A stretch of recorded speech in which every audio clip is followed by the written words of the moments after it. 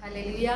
सबको जय मसीह। यीशु मसीह के नाम से इस ऑनलाइन आराधना में जो कोई हमारे साथ आप परमेश्वर की आराधना करने में जुड़े हुए हैं, हम यीशु मसीह के नाम से हर एक को हम स्वागत करते हैं और उम्मीद रखते हैं कि इस आराधना के द्वारा परमेश्वर ज़रूर आपकी ज़रूरतों को पूरा करेंगे, रोगों से छुटकारा देंगे और आपकी सारी इच्छा को परमेश्वर के सिद्ध के अनुसार उसको पूरा करेंगे। हालेलुया। तो चलिए हम सब आंखें बंद कर कर थोड़ा देर परमेश्वर की स्तुति कर कर हमारे इस आराधना को हम शुरू करेंगे। सब अपने अपने जगह पे अपने गहरे हृदय से परमेश्वर की आराधना कर स्तुति करेंगे। धन्यवाद धन्यवाद यीशु मसीह, आपकी धन्यवाद धन्यवाद धन्यवाद धन्यवाद करते हैं परमेश्वर, सर्वोचित उचित परमेश्वर, हम आपकी धन्यवाद और स्तुति करते हैं। सिंहासन पे विराजमान परमेश्वर यीशु मसीह, हम आपकी स्तुति और आराधना करते हैं। इस दुनिया को रचाने वाले परमेश्वर, हम आपकी स्तुति और आराधना करते हैं। परमेश्वर, मनुष्य को आपकी स्तुति करने के लिए ही आपने उन्हें चुना। परमेश्वर, हम आपकी स्तुति और आराधना करते हैं। परमेश्वर, हमारे गहरे हृदय को जांच कर देखने वाले परमेश्वर, हम आपकी स्तुति करते हैं। हालेलुया। स्वर्ग आपके सिंहासन है परमेश्वर, पृथ्वी आपकी चौखट है परमेश्वर, हम आपकी स्तुति करते हैं। यहोवा शम्मा, हम आपकी स्तुति करते हैं। यहोवा राफा, हम आपकी स्तुति करते हैं। यहोवा रफेका, हम आपकी स्तुति करते हैं। रोगों को चंगाई करने वाले परमेश्वर, हम आपका स्तुति करते हैं। आदि और अंत परमेश्वर, हम आपकी स्तुति करते हैं। आप ही एकमात्र पवित्र परमेश्वर, हम आपकी स्तुति करते हैं। स्तुति करते हैं, स्तुति स्तुति स्तुति स्तुति। Hallelujah hallelujah. अद्भुत और चमत्कार करने वाले परमेश्वर, हम आपकी स्तुति करते हैं। हालेलुया। अंधों को अंधे देखते हैं आपके वजह से परमेश्वर, आपके अद्भुत के वजह से हम आपकी स्तुति करते हैं। लंगड़े चलते हैं परमेश्वर, आपके अद्भुत कार्य से परमेश्वर, हम आपकी स्तुति करते हैं। Hallelujah hallelujah hallelujah hallelujah. कंगालों के ऊपर दया करने वाले परमेश्वर, हम आपकी स्तुति करते हैं। हालेलुया। हमारे लिए मनुष्य बनकर इस पृथ्वी पर आए, हम आपकी स्तुति करते हैं। हमारे लिए क्रूस उठाए, हम आपकी स्तुति करते हैं। हमारे लिए अपमान को सह लिया, हम आपको स्तुति करते हैं। Hallelujah hallelujah hallelujah hallelujah. हमें पवित्र जाति बोलकर चुना परमेश्वर, हम आपकी स्तुति करते हैं, आराधना करते हैं। Hallelujah hallelujah hallelujah hallelujah. खेरूब और सेरूब के मध्य में वास करने वाले पवित्र परमेश्वर, एकमात्र पिता, हम आपकी स्तुति करते हैं। स्तुति स्तुति स्तुति स्तुति हो। आपकी स्तुति करते हैं, आपकी आराधना करते हैं, आपकी स्तुति करते हैं, आपकी आराधना करते हैं। शैतान के हाथ से हमें छुड़ाने वाले परमेश्वर, हम आपकी स्तुति करते हैं। शैतान के युक्तियों से हमें छुड़ाने वाले परमेश्वर, हम आपकी स्तुति करते हैं। स्तुति हो स्तुति हो स्तुति हो स्तुति हो स्तुति हो परमेश्वर, हम आपकी स्तुति करते हैं। जहां कहीं इस ऑनलाइन आराधना में शाम के समय में जितना भाई और बहन बैठकर सुन रहे हो परमेश्वर, हालेलुया, उनके जीवन में एक अद्भुत चमत्कार काम करने के लिए हम विनती करते हैं परमेश्वर। Hallelujah hallelujah hallelujah. पवित्र आत्मा का अभिषेक हर एक के ऊपर होने के लिए हम विनती स्तुति करते हैं परमेश्वर। धन्यवाद धन्यवाद धन्यवाद धन्यवाद करते हैं परमेश्वर, धन्यवाद करते हैं। आप ही हमें संभाले शुरू से लेकर अंत तक परमेश्वर, आपकी कृपा हमारे ऊपर हो, आपकी उपस्थिति हमारे साथ होते रहे परमेश्वर। धन्यवाद करते हैं, यीशु मसीह के नाम से मांगते हैं पिता, आमीन। Hallelujah hallelujah. तो चलिए हमारे आराधना का गीत हम शुरू करेंगे। परमेश्वर हमारे साथ है, जहाँ कहीं आप हैं हमारे साथ मिलकर आप इस आराधना में जुड़ जाइए। हमारे साथ तालियां बजाकर जोर से आपके गीत को गाने के लिए हम आपसे विनती करते हैं, ताकि परमेश्वर की उपस्थिति हर एक के ऊपर आकर परमेश्वर अद्भुत और चमत्कार काम हमारे ज़िंदगी में करने के लिए, हालेलुया, और एक छुटकारा, एक बड़ा छुटकारा हम लोग प्राप्त करने के लिए चलिए गहरे हृदय से हम परमेश्वर की आराधना करेंगे। हालेलुया। स्तुति गाए हम, यीशु की स्तुति गाए हम, सब मिलकर मेरे साथ। हालेलुया स्तुति गाए हम, hallelujah hallelujah hallelujah hallelujah hallelujah hallelujah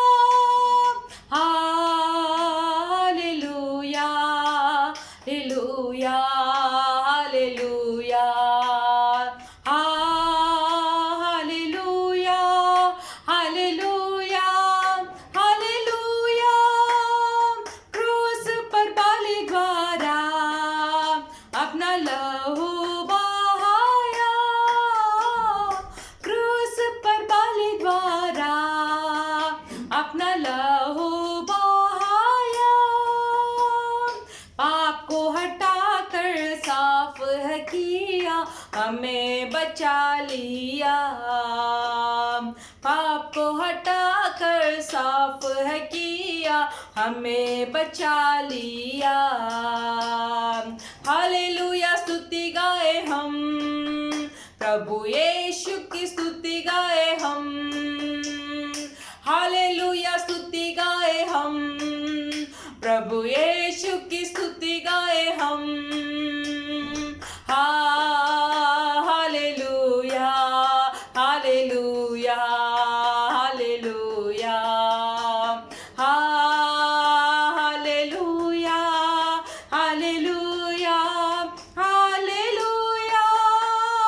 इस जीवन भर में सदा तुझको ध्यान करूंगा, इस जीवन भर में सदा तुझको ध्यान करूंगा। तेरी आत्मा पाके, तेरी इच्छा जान के आगे ही बढ़ता रहूंगा।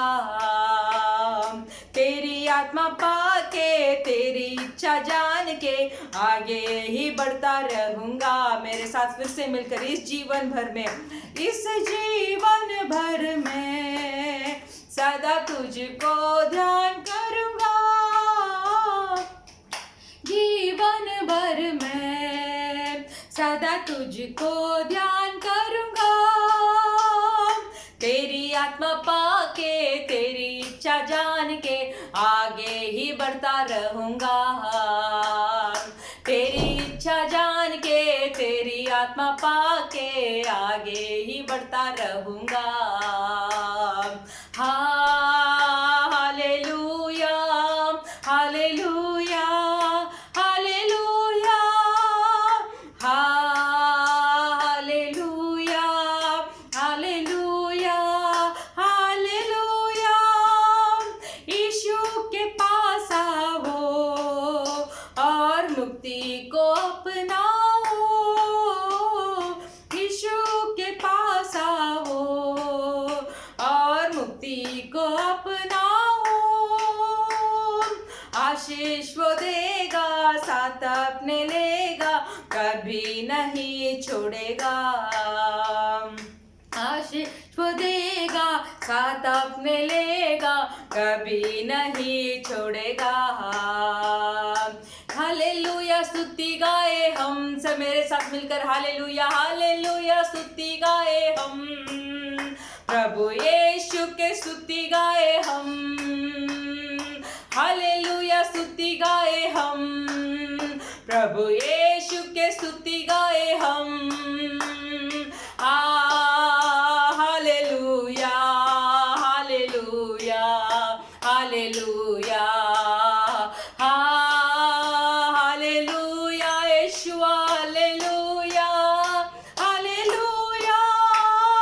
चिंता करने वाले, घबराने वाले, डर के मारे रहने वाले और मेरा भविष्य क्या होगा बोलकर सोचने वाले, इस पाप को मैं भुला नहीं पा रहा हूँ, इस पाप से मुझे छुटकारा नहीं है, ये पाप से मैं बाहर आना चाह रहा हूँ पर मैं नहीं आ पा रहा हूँ। मैं ऐसा सोच रहा हूँ कि शैतान के दलदल में मैं फंस गया हूँ। हालेलुया। ऐसे जो कोई सोच रहे हैं इस समय में, जो कोई ऐसे सोचकर परमेश्वर के चौखट में आप बैठे हैं, आपको देखकर हालेलुया हालेलुया हम गाएंगे। यीशु के पास आओ और मुक्ति को अपनाओ। यीशु के पास आओ। हाँ परमेश्वर, हम आपके पास आए हैं, हम आपके चौखट के पास आए हैं। बोलिए मेरे प्रिय भाई और बहनों, हाँ परमेश्वर, मैं आपके पास आया हूँ एक मुक्ति के लिए, उस क्रूस के तले में आकर खड़ा हूँ एक छुटकारा के लिए। और रबा बाबा रिहाला रबा शिहांदु नलरा, एक छुटकारा के लिए मैं उस क्रूस के तले आकर खड़ा हूँ। एक छुटकारा के लिए मैं आपके चौखट के पास आकर मैं बैठा हूँ परमेश्वर, मैं आपके पास आया हूँ परमेश्वर। परमेश्वर। यीशुआ आप ही मुक्तिदाता है। यीशुआ आप ही सर्वशक्तिमान परमेश्वर है जो शैतान के जाल से हमें छुड़ाते हैं। हालेलुया। हमें आपके गोद में उठाकर हमें लेके जाते परमेश्वर आप है। और रघाना शिहातु नला रहा। तो जो कोई घबरा रहे हैं, जो कोई चिंता कर रहे हैं, जो कोई शैतान के जाल में फंसकर मुझे बाहर आना है बोलकर तड़प रहे हैं, हालेलुया, सब मेरे पास पे मेरे साथ मिलकर यीशु के पास आए हैं और मुक्ति को अपनाएंगे। यीशु के पास आए हैं और मुक्ति को अपनाएंगे।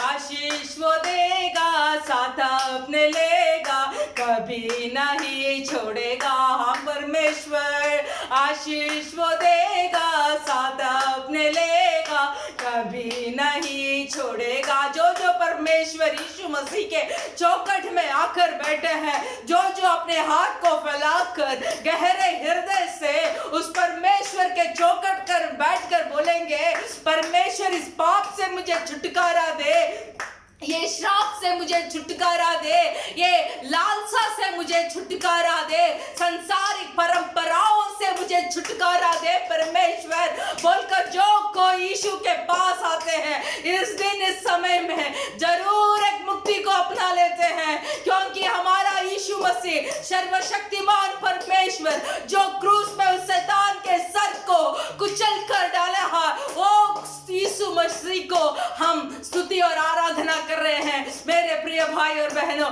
फिर से मेरे साथ यीशु के पास आओ। जो जो दूर खड़े हैं, हालेलुया, जो जो दूर खड़े हैं और जो जो दूर खड़े शर्म के मारे अपने मुंह को नीचे खड़े हैं, मेरे प्रिय भाई और बहनों, हम जैसे पापियों के लिए ही परमेश्वर इस संसार में आए हैं। उस क्रूस में एकलौते पुत्र को मेरे पिता ने देकर हमारे पापों को, श्रापों को अपने ऊपर ले लेने के लिए ही अपने इकलौते पुत्र यीशु मसीह को कुर्बान दिए हैं। और रघना मला रबा, इसीलिए सब यीशु के पास आओ, सब यीशु के पास आओ। जो जो यीशु के पास आते हैं, यीशु मसीह अपने हाथों को फैलाकर उन्हें अपना लेते हैं। और रबा भाबा भाबा और रिघला रबा शिहांदना मला रबा, सब मिलकर मेरे साथ मिलकर यीशु के पास आओ और मुक्ति को अपनाओ।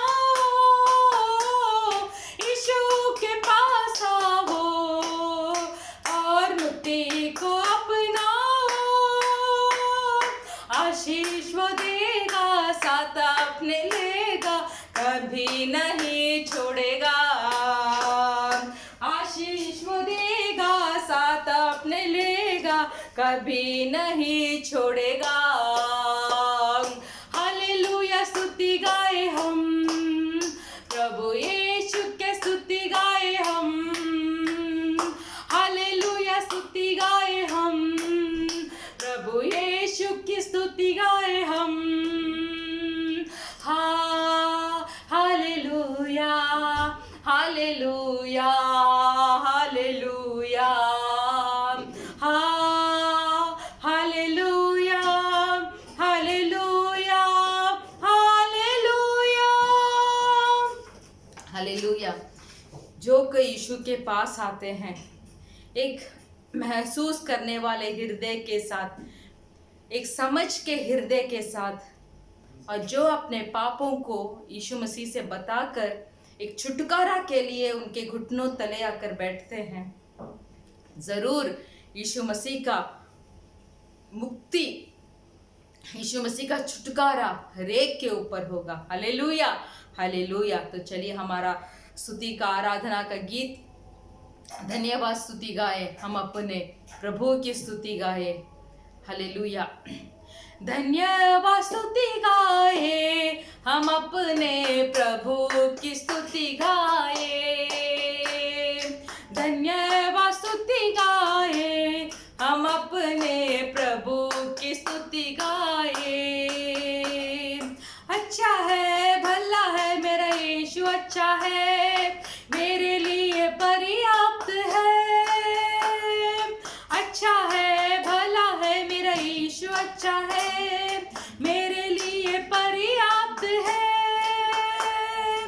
धन्यवाद स्तुति गाए, हम अपने प्रभु की स्तुति गाए। हालेलुया स्तुति गाए, हम अपने प्रभु की स्तुति गाए। मेरे साथ मिलकर धन्यवाद, धन्यवाद स्तुति गाए, हम अपने प्रभु की स्तुति गाए।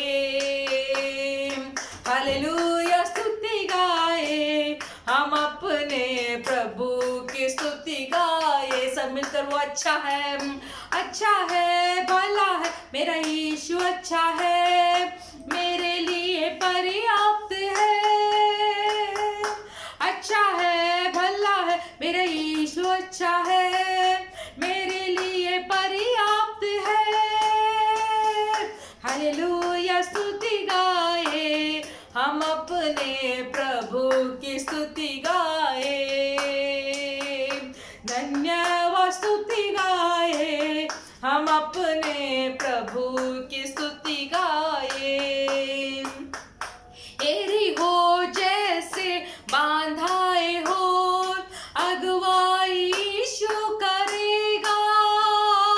एरिहो जैसे बांधाए हो, अगुवाई यीशु करेगा। डरेंगे नहीं, घबराएंगे नहीं, स्तुति से हम जय पाएंगे। डरेंगे नहीं, घबराएंगे नहीं, स्तुति से हम जय पाएंगे। धन्यवाद स्तुति गाए, हम अपने प्रभु की स्तुति गाए। हालेलुया स्तुति गाए, हम अपने प्रभु की स्तुति गाए। लाल समुद्र जैसी आजमाई से हो, यीशु तेरे आगे चलेगा। लाल समुद्र जैसी आजमाई से हो, यीशु तेरे आगे चलेगा। विश्वास से आगे बढ़ो तुम, समुद्र में रास्ते खुलेंगे। विश्वास से आगे बढ़ो तुम, समुद्र में रास्ते खुलेंगे।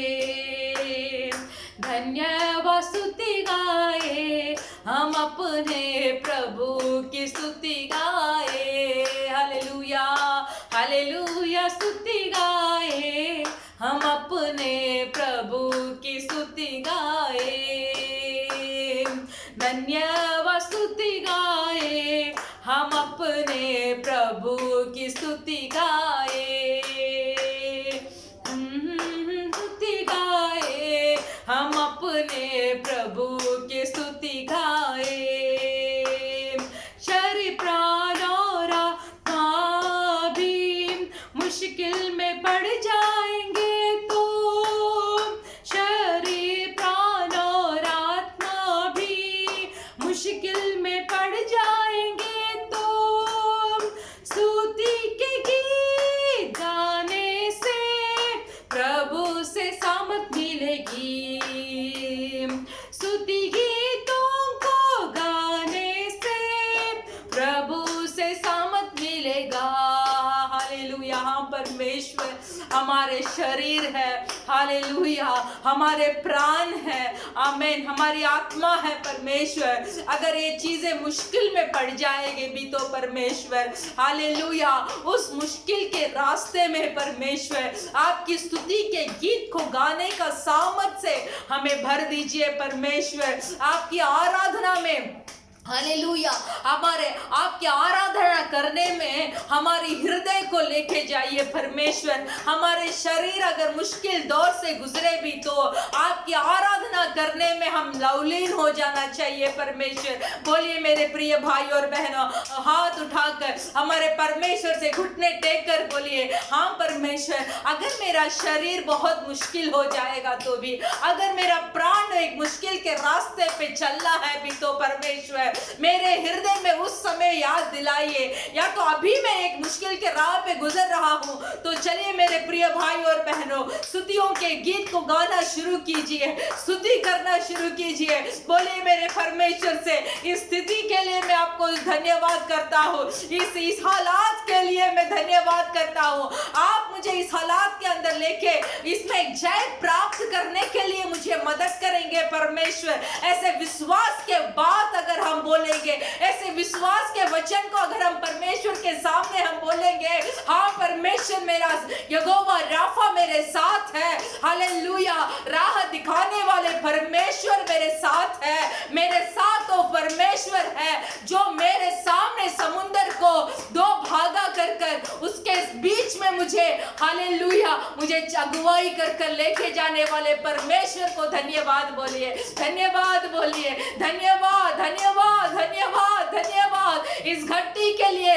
हाँ मेरे प्रिय भाई और बहनों, अगर बहुत बड़ी जरूरतों के लिए आप ऐसे इंतजार कर रहे हैं, बोलिए उस जरूरत के लिए धन्यवाद परमेश्वर। अब तक मेरी जरूरतें पूरी नहीं हुई तो भी मैं आपका धन्यवाद करता हूँ, मैं आपका स्तुति करता हूँ, मैं आपकी आराधना करता हूँ। मेरे शरीर में इतना बड़ा रोग है परमेश्वर, फिर भी मैं मन लगाकर आपकी आराधना करता हूँ, आपकी स्तुति करता हूँ। आप अति सुंदर परमेश्वर है, आप महान परमेश्वर है, हालेलुया हालेलुया। जो जो जिन जिन जरूरतों में है मेरे प्रिय भाई और बहनों, जो कोई रोग में है मेरे प्रिय भाई और बहनों, जो कोई कष्ट के राह से आप गुजर रहे हो, हालेलुया, समझ लीजिए आशीर्वाद का द्वार हमारे सामने खड़ा है। क्योंकि इस समय आप बड़बड़ाइए मत, परमेश्वर के विरुद्ध मत खड़े हो जाइए, बल्कि अपने गहरे हृदय से परमेश्वर की आराधना में जुट जाइए, लौलीन रहिए, स्तुति करने में लौलीन रहिए, हालेलुया। बोलिए मेरे रोगों को चंगा करने वाले परमेश्वर की धन्यवाद, मेरी जरूरतों को पूरा करने वाले परमेश्वर की धन्यवाद, मेरी घटियों को पूरा भरने वाले परमेश्वर, हालेलुया, आपकी धन्यवाद करता हूँ। बोलिए धन्यवाद करता हूँ, बोलिए हालेलुया हालेलुया हालेलुया। अगर लाल समुंदर के जैसे आजमाई से हैं, हालेलुया, यीशु आपके आगे चलेंगे, यीशु मेरे आगे चलेंगे। बोलिए मेरे सामने लाल समुंदर है, इसके सामने मैं यीशु को रखता हूँ। बोलिए इस लाल समुंदर के सामने मैं यीशु को रखता हूँ। अगर एरिगो जैसे शहरपना आपके सामने है, बोलिए इस शहरपना के सामने मैं यीशु को रखता हूँ। मेरे जिंदगी के सामने मैं यीशु को रखता हूँ, मेरे राह के सामने मैं यीशु को रखता हूँ। Hallelujah hallelujah. स्तुति कीजिए, उस यीशु की आराधना कीजिए जो हमें राह दिखाकर हमें अगुवाई करने वाले परमेश्वर है। ओ थैंक यू लॉर्ड, क्योंकि परमेश्वर का कार्य आश्चर्य है मेरे प्रिय भाई और बहनों, परमेश्वर का कार्य आश्चर्य है मेरे प्रिय भाई और बहनों।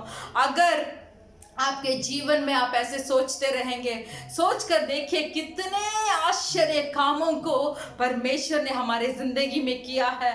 मैं कुछ समय ऐसे बैठकर मैं ऐसे सोचती हूँ कैसे ये सब काम हुआ, मेरी जिंदगी में ये सब होना ही नहीं था फिर भी हो गया, मैं उसका योग्य नहीं था फिर भी इतना बड़ा आश्चर्य का काम परमेश्वर ने मेरी जिंदगी में किया है। वो सोचकर मैं परमेश्वर को धन्यवाद करती हूँ मेरे प्रिय भाई और बहनों। ऐसे परमेश्वर का काम सब आश्चर्य है। मेरे साथ मिलकर इस आराधना का गीत को प्रार्थना के साथ हम गाएंगे। तेरे कार्य आश्चर्य है प्रभु, तेरे कार्य आश्चर्य है प्रभु, तेरे कार्य आश्चर्य है प्रभु, तेरे कार्य आश्चर्य है प्रभु। तेरे कहने से शून्य सृष्टि में बदल गया, तेरे कहने से मारा मधुर बन गया, तेरे कहने से दुष्ट आत्माएं भाग गई, तेरे कहने से गरीबी पूरी चली गई, तेरे कहने से शून्य सृष्टि में बदल गया तेरे कहने से, मारा मधुर बन गया तेरे कहने से, दुष्ट आत्माएं भाग गई तेरे कहने से, गरीबी पूरी चली गई तेरे कहने से। मेरे प्रिय भाई और बहनों, आप इस आराधना का समय हम परमेश्वर से बात कर रहे हैं, तो सब हमारे प्रिय परमेश्वर को देखकर बोलिए, परमेश्वर मेरे जिंदगी में एक शब्द आप कह दीजिए, मैं चंगा हो जाऊंगा। मेरे प्रिय भाई और बहनों, सिर्फ एक शारीरिक रोग में ही हमें चंगाई नहीं पाना चाहिए, हमारा आत्मिक स्थिति में भी हमें एक चंगाई पाना चाहिए। हमारे आत्मा जो भटक रहा है, यहाँ वहाँ घूम फिर रहा है, हमारे आत्मा जो परमेश्वर के ओर नहीं देख पा रहा है, हमारे आत्मा जो परमेश्वर के वचन को सुन नहीं पा रहा है, हमारे आत्मा अगर परमेश्वर का वचन पढ़ नहीं पा रहा है, अगर हम आत्मा से प्रार्थना नहीं कर पा रहे हैं, तो हमारे आत्मा आत्मिक रूप से भी हम एक रोगी है। तो हम सब परमेश्वर से देखकर बोलेंगे, परमेश्वर सिर्फ शरीर से नहीं, मुझे मेरा आत्मिक रूप से भी मुझे एक चंगाई दीजिए। आप एक शब्द कह दीजिए, आप एक शब्द कह दीजिए, मैं चंगा हो जाऊंगा। सिर्फ शरीर से नहीं, सिर्फ बलहीन से नहीं, मेरे आत्मा से भी मैं चंगाई हो जाऊंगा। Hallelujah, hallelujah. क्या बोलेंगे? मेरे आत्मा में मुझे एक बड़ा छुटकारा चाहिए मेरे परमेश्वर। सिर्फ एक शब्द बोलिए, सिर्फ एक शब्द बोलिए, परमेश्वर, हे परमेश्वर पिता, आपके एक शब्द से अंधे देखे, आपके एक शब्द से मुर्दा जी उठा, आपके एक शब्द से परमेश्वर, हालेलुया, आपके एक शब्द से गूंगा बोलने लगा, आपके एक शब्द से कोढ़ी जो था वो चंगा प्राप्त किया। आज हमारे जिंदगी में भी आप एक शब्द को बोलिए, आप एक शब्द को बोलिए, क्योंकि आपका कार्य आश्चर्य है परमेश्वर। आपका एक शब्द से आपने सारे सृष्टि को आपने रचा दिया परमेश्वर। हालेलुया, फूलों और फलों से भरा परमेश्वर, जहां कहीं देखे वह हरियाली ही हरियाली, सिर्फ आपके एक शब्द से। आप आज इस आराधना का समय में आप हमें भी देखकर एक शब्द बोलिए, परमेश्वर, हालेलुया। सब मिलकर फिर से एक बार, तेरा कार्य आश्चर्य है प्रभु, वही आश्चर्य कार्य को आज मेरे जिंदगी में कीजिए। बोलिए, आज मेरे जिंदगी में कीजिए। हालेलुया। तेरे कहने से शून्य सृष्टि में बदल गया, तेरे कहने से मारा मधुर बन गया, तेरे कहने से दुष्ट आत्माएं भाग गई, तेरे कहने से गरीबी पूरी चली गई, तेरे कहने से, तेरे कहने से, तेरे कहने से। मूसा की प्रार्थना से मन्ना तूने दिया, वो मन्ना तू ही है प्रभु। एलिया की प्रार्थना से भोजन तूने दिया, तू मेरा पोषक है प्रभु। फिर से मेरे साथ, मूसा जब प्रार्थना किया, इज़राइल लोगों को मन्ना परमेश्वर ने दिया, तो उस परमेश्वर को देख के बोलिए, आप मेरा मन्ना है परमेश्वर। एलिया के प्रार्थना से एक कौवे के द्वारा भोजन आपने खिलाया, तो आप मेरे पोषक है प्रभु। बोलिए, आप मेरा पोषक है प्रभु, आप मेरा मन्ना है प्रभु, आप ही मेरे सब कुछ है प्रभु। मेरे साथ फिर से मिलकर, मूसा के प्रार्थना से मन्ना तूने दिया, वो मन्ना तू ही है प्रभु। एलिया के प्रार्थना से भोजन तूने दिया, तू मेरा पोषक है प्रभु। तेरे कहने से, तेरे कहने से, तेरे कहने से शून्य सृष्टि में बदल गया, तेरे कहने से मारा मधुर बन गया, तेरे कहने से दुष्ट आत्माएं भाग गई तेरे कहने से, गरीबी पूरी चली गई तेरे कहने से, तेरे कार्यों से, तेरे कार्यों से, तेरे कार्यों से, तेरे कार्यों से। हालेलुया।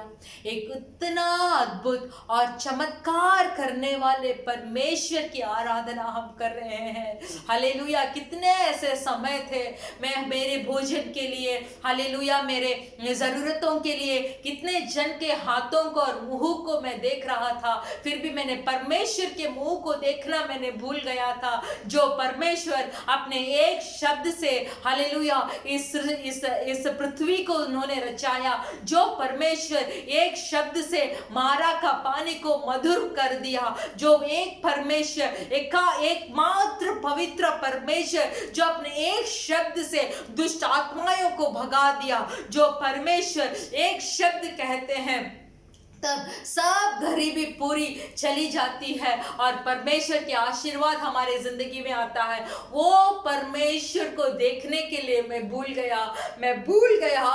मैं मनुष्य का मुंह को देखा, मनुष्य के हाथों को मैंने देखा।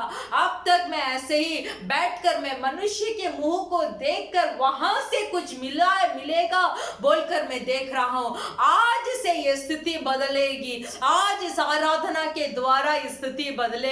मैं मनुष्य का मुंह को नहीं, उस परम प्रधान परमेश्वर का छाया में मैं बैठना चाहता हूं और उस परम प्रधान के मुंह को मैं देखना चाहता हूं, जहां से मेरी मदद आएगी, जहां से मेरी गरीबी पूरी हो जाएगी, जहां से मेरे अंदर जितने भी दुष्ट आत्माएं की क्रिया है वो सब यीशु मसीह का मुंह को देखते देखते यीशु मसीह के मुंह से एक शब्द में पाकर मैं इस आत्मिक यात्रा में एक जयवंत जीवन में जीऊंगा।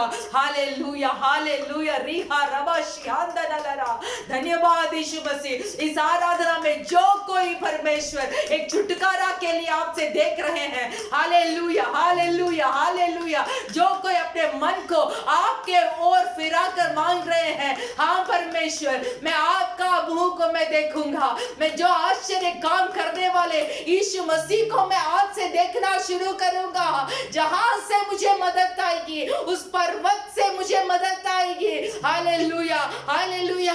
मनुष्य का मुंह को देखना मैं छोड़ दूंगा आज से, मनुष्य का हाथ को देखना मैं छोड़ दूंगा। मैं उस परम प्रधान परमेश्वर पवित्र पिता का मुंह को देखूंगा जहां से मुझे मदद आएगी। बोलिए, मेरा भोजन आप है परमेश्वर, मेरा पोषक आप है परमेश्वर, मेरा मन्ना आप है परमेश्वर।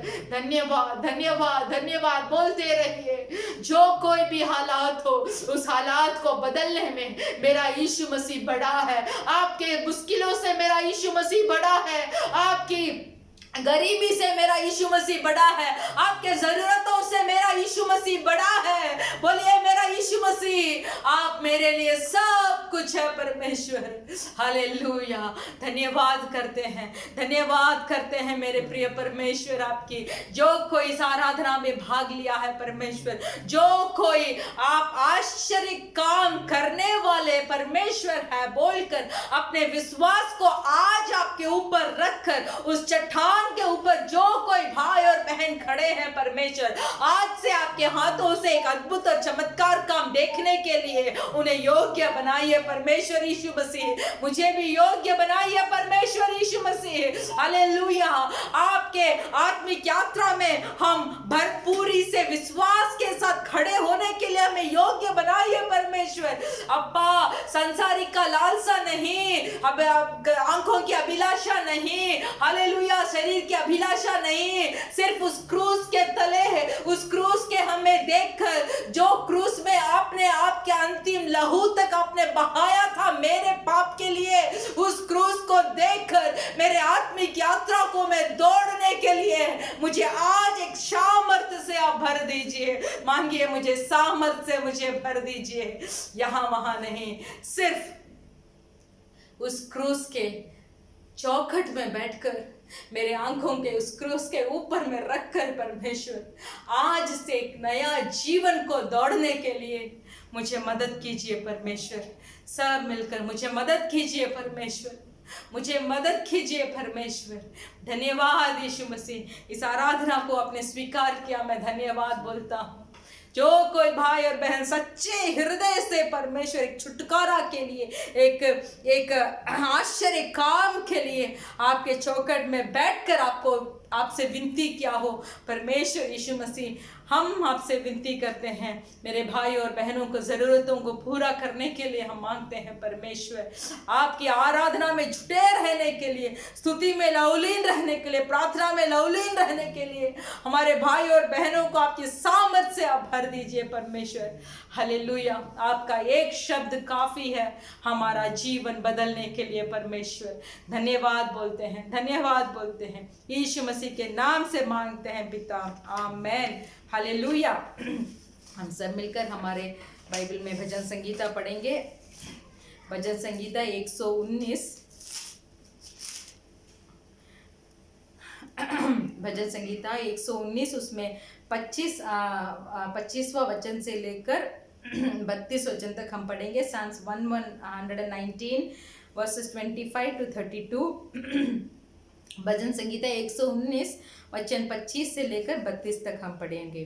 परमेश्वर की व्यवस्था को मानने का संकल्प। मैं धूल में पड़ा हूँ, तू अपने वचन के अनुसार मुझको जिला। मैंने अपनी चाल चलन का तुझसे वर्णन किया है और तूने मेरी बात मान ली है। तू मुझको अपनी विधियां सिखा, अपने उपदेशों का मार्ग मुझे बता, तब मैं तेरे आश्चर्य कर्मों पर ध्यान करूंगा। मेरा जीव उदासी के मारे गल जल चला है। तू अपने वचन के अनुसार मुझे संभाला, मुझको झूठ के मार्ग से दूर कर और करुणा और अपनी व्यवस्था मुझे दे। मैंने सच्चाई का मार्ग चुन लिया है, तेरे नियमों की ओर मैं चित लगाया रहता हूँ। मैं तेरे चितौनियों से लवलीन हूँ, ये यहोवा मेरी आशा ना तोड़। जब तू मेरा हियाव बढ़ाएगा तब मैं तेरी आज्ञाओं का मार्ग में दौड़ूंगा। हालेलुया। अपने उपदेशों का मार्ग मुझे बता, तब मैं तेरे आश्चर्य कर्मों पर ध्यान करूंगा। यहाँ बताते हैं कि झूठ के मार्ग से मुझे दूर कर। आपके प्रार्थना में इसको मिला लीजिए कि झूठ के मार्ग से मुझे दूर कर। अभी ये संसार कैसा जा रहा है, झूठ होगा तभी एक भलाई, संसारिक भलाई हमारे ऊपर आएगी। पर हम ईसाई के लोग, परमेश्वर के लोग, हम ऐसे प्रार्थना करना चाहिए कि परमेश्वर मुझे झूठ के मार्ग से मुझे दूर कर परमेश्वर। हालेलुया। ऐसे एक एक वचन को जब हम पढ़कर उसके अनुसार हम जब प्रार्थना करेंगे, जरूर इस वचन के आशीर्वाद को परमेश्वर हमें देंगे। मैंने सच्चाई का मार्ग चुन लिया है। सच्चाई का मार्ग यानी परमेश्वर यीशु मसीह के मार्ग के अलावा हम और कोई मार्ग को सच्चाई का मार्ग नहीं बता सकते हैं। विश्वास के साथ हम बोलते हैं सिर्फ यीशु मसीह का मार्ग ही सच्चाई है। देखिए, हमारा मार्ग ही बताता है कि जो कोई तुझे एक गले में थप्पड़ मारे तो दूसरा गले भी दिखा। आमेन। तो इतना बड़ा सच्चाई का मार्ग परमेश्वर यीशु मसीह ने हमें दिया है। तो इन दिनों में इन तरीके के वचन को हम ध्यान कर हमें अपने आप को शुद्ध कर लेना चाहिए। हालेलुया। हम कोई परफेक्ट नहीं है, फिर भी जब हम परमेश्वर यीशु मसीह से हम मांगते हैं कि आपके चितौनियों से मुझे सिखा और आपके उपदेशों को मुझे देते रहे परमेश्वर। पवित्र आत्मा आप मुझसे बात करते रहिए। हम परमेश्वर से ऐसे बात करना चाहिए कि पवित्र आत्मा आपकी सच्चाई का मार्ग को मुझे दिखाइए, झूठ के मार्ग से मुझे दूर हटा कर रखिए। सिर्फ सच्चाई ही मुझे करने के लिए मैं यत्न करता हूँ, तो आप मुझे मदद कीजिए बोलकर अगर इस वचन के अनुसार हम पढ़कर हम प्रार्थना करेंगे तो ज़रूर परमेश्वर हमारे मदद करेंगे। Hallelujah, hallelujah. तो चलिए हम सब मिलकर हम प्रार्थना करेंगे। हालेलुया। भजन संगीता के लिए हम प्रार्थना करेंगे। हर समय परमेश्वर के चितौनियों में हमें लवलीन रहना चाहिए। परमेश्वर जब हमें डांटते हैं या हमें एक अच्छे मार्ग में ले जाने के लिए जब पवित्र आत्मा हमें डांट कर हमें सिखाते हैं, तो हमें बड़बड़ा या कुड़कुड़ाने का नहीं है। हमें उसका आज्ञा को पालन करना है। आमेन। हमें आज्ञा का, जब पवित्र आत्मा बोलेगा ये गलत है तो हमें दूर जाना चाहिए उस गलतियों से। अगर पवित्र आत्मा बोलता है कि तुम जो कर रहे हो वो ठीक नहीं है तो काम को वहीं का वहीं हमें छोड़ना है। जब पवित्र आत्मा हमसे बोलता है मेरे बेटा मेरे बेटी तू गलत कर रहा है, ये गलत मार्ग तुम्हें स्वर्ग तक नहीं पहुंचाएगा, इस मार्ग को छोड़कर तू पीछे आ जा बोलेगा, तो तुरंत हमें परमेश्वर का आज्ञा को पालन कर कर हालेलुया हमें उससे पीछे मुड़कर हमें आ जाना चाहिए। हालेलुया मेरे प्रिय भाई और बहनों, चलिए तो इस वचन के अनुसार आज से मेरा जीवन को तो अगुवाई कर, झूठ के मार्ग से मुझे दूर हटा और सच्चाई के मार्ग से मुझे लेके जा। हर बार अपने उपदेशों से मेरा जो समझ है उसको भरते रहे, मेरा बुद्धि को तो आपके समझ और उपदेशों से भरते रहे बोलकर हम प्रार्थना करेंगे। धन्यवाद यीशु मसीह, इस भजन संगीता के लिए मैं धन्यवाद बोलता हूँ। आपकी आज्ञा पालन करने के कर बुराई से हट कर सच्चाई के मार्ग में चलने के लिए मुझे योग्य बना परमेश्वर। धन्यवाद परमेश्वर। इस प्रार्थना का समय में भी हमारे सारे पृथ्वी के लोगों को आपके हाथ में समर्पण करते हैं। हमारे सारे पृथ्वी के लोगों परमेश्वर, जो कोई है परमेश्वर, यीशु मसीह ही जिंदा खुदा है, यीशु मसीह शीघ्र ही आने वाले हैं और पवित्र जन को अपने साथ लेके जाएंगे बोलकर इतना बड़ा सच्चाई हर एक मनुष्य के मन में भरने के लिए आप मदद कीजिए परमेश्वर। हर एक मनुष्य उद्धार पाने के लिए हम प्रार्थना करते हैं। वो जो कोई मार्ग का हो, जो कोई देवता को दंडवत कर रहा हो, फिर भी परमेश्वर ये उनकी आंख खोलकर एक सच्चाई देवता के बारे में जानकारी होने के लिए हम प्रार्थना करते हैं परमेश्वर। हमारे सारे पृथ्वी के लोगों के उद्धार पाने के लिए, एक जागृति होने के लिए हम प्रार्थना करते हैं। आप जो क्रूस में एक एक बूंद लहू को आपने बहाया है, सिर्फ इज़राइल लोगों के लिए नहीं, फिर भी सारे पृथ्वी के लोगों के पाप और श्रापों को अपने ऊपर उठाकर ही आपने उस अपमान को सहकर आपका जीवन को आपने कुर्बान दिया, तो वो लहू व्यर्थ ना हो परमेश्वर। हर एक उद्धार पाने के लिए हम प्रार्थना करते हैं। विशेष कर हमारा इंडिया देश को आपके हाथ में समर्पण करते हैं। बेटियों को वहाँ रक्षा नहीं है परमेश्वर, बहुत दुख उठा रहे हैं, गरीब लोग बहुत दुख उठा रहे हैं, वो ऊपर के अधिकारी लोगों से प्रॉपर कोई इंफॉर्मेशंस नहीं है परमेश्वर, बहुत दुख उठा रहे हैं। हमारे देश बहुत बड़ी भारी कष्ट से बीच में गुजर रहा है। गरीब लोग बहुत कष्ट उठा रहे हैं परमेश्वर, खाना नहीं है परमेश्वर, भूख के मारे मर रहे हैं परमेश्वर। ये सब उन अधिकारियों के आंखों में आप लेके आकर उनके ऊपर दया कर देश के लिए अच्छे संदेशों को बनाने के लिए आप युक्तियों से भर दीजिए परमेश्वर। हमारे देश के ऊपर हाथ बढ़ाइए परमेश्वर। एलिया को भोजन देने वाले परमेश्वर, मेरा इंडिया देश का पोषक आप है परमेश्वर। सारे मूर्तियों को यीशु के नाम से नष्ट करने के लिए हम मांगते हैं। मूर्तियों के सारे युक्तियों यीशु के नाम से नष्ट होने के लिए हम मांगते हैं परमेश्वर। शैतान की सारी युक्तियों यीशु के नाम से नष्ट होने के लिए मांगते हैं परमेश्वर। हमारा इंडिया देश में एक जागृति होने के लिए हम मांगते हैं। वैसे ही नेपाल देश में एक जागृति हो, अधिकारियों के एक समझ में लोगों को अगुवाई करने का बुद्धि से उन देश को भरिए परमेश्वर। नेपाल देश में जागृति हो, पाकिस्तान में जागृति हो, बांग्लादेश में जागृति हो, हर एक जो हम इस देश में जो रहते हैं वो देश में एक बड़ा जागृति हो परमेश्वर, क्योंकि आपका आगमन समीप है परमेश्वर। हम आपके आगमन में आना चाहते हैं परमेश्वर। सिर्फ हम ही नहीं, हमारे से सैकड़ों लोगों को लेके आना चाहते हैं परमेश्वर। पृथ्वी में जागृति हो, यीशु मसीह के बारे में जानकारी होने के लिए हम मांगते हैं परमेश्वर।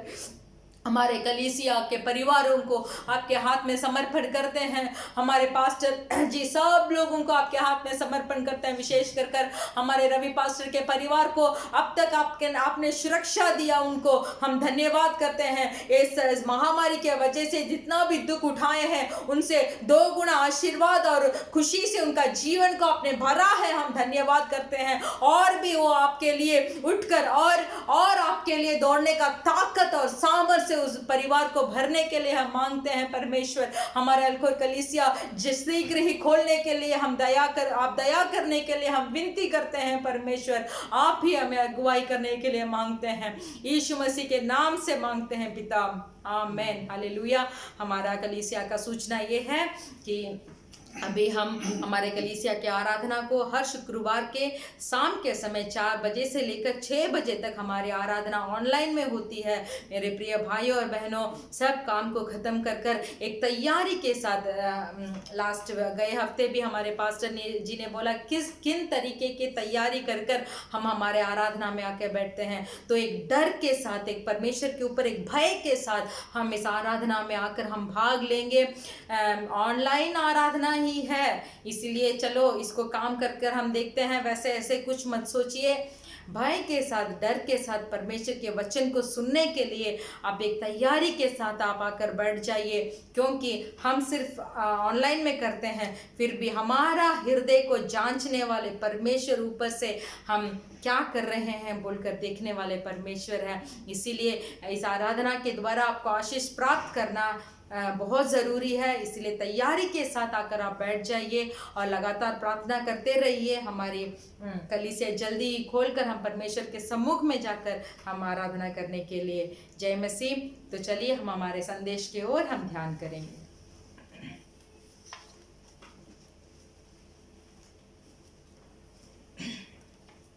Hallelujah, hallelujah. இயேசு கிறிஸ்து நாமத்தில் உங்கள் ஒவ்வொருவரையும் வாழ்த்திக் கொள்கிறோம்। यीशु मसीह के नाम से हम हर एक को हम स्वागत करते हैं। கர்த்தர் இம்மட்டுவரை நம்மை நடத்தி கொண்டு வருகிறார்। परमेश्वर अब तक हमारे अगुवाई किए हैं। எல்லா தீங்குக்கும் விலக்கி தேவன் நம்மை பாதுகாக்கிறவராக இருக்கிறார்। सारे नष्ट से छुड़ाकर परमेश्वर हमें रक्षा करने वाले हैं। ஒவ்வொரு நாளும் ஜெபிக்கிறீங்களா? प्रतिदिन प्रार्थना कर रहे हैं ஒவ்வொரு क्या? நாளும் வேதத்தை வாசிக்கிறீங்களா? प्रतिदिन आप बाइबल पढ़ रहे हैं? கூடிய சீக்கிரம் தேவன் நமக்கு காரியங்களை வாய்க்க செய்ய போகிறார்। जल्दी परमेश्वर हमारे लिए अच्छा राह को खोलेंगे। ஆலயங்கள் திறக்க போகிறது। हमारे कलीसिया सब खोलने वाले हैं। மீண்டும் ஊழியங்கள் எல்லாம் தொடங்க போகிறது। हमारा सेवकाई सब शुरू होने वाला है। நீங்கள் சீக்கிரம் ஆயத்தப்பட வேண்டும்। अब जल्दी ही तैयारी होना चाहिए, முன்பு போல அல்ல, पहले की तरह नहीं, அதை காட்டிலும் 2 மடங்காய் ஓடும்படியாக उससे भी ज्यादा 2 गुना और दौड़ने के लिए நாம் ஆயத்தப்பட வேண்டும்। हमें तैयारी होना चाहिए। ஜெபித்துக் கொள்ளுங்கள்। इसलिए प्रार्थना कीजिए, கர்த்தர் உங்களை ஆசீர்வதிப்பார்। परमेश्वर आपको आशीष करेंगे। இந்த நாள்ல ஒரு வேத वचनத்தை நாம் வாசிக்கலாம்। आज के दिन भी एक हमारे बाइबल में एक वचन को हम पढ़ेंगे।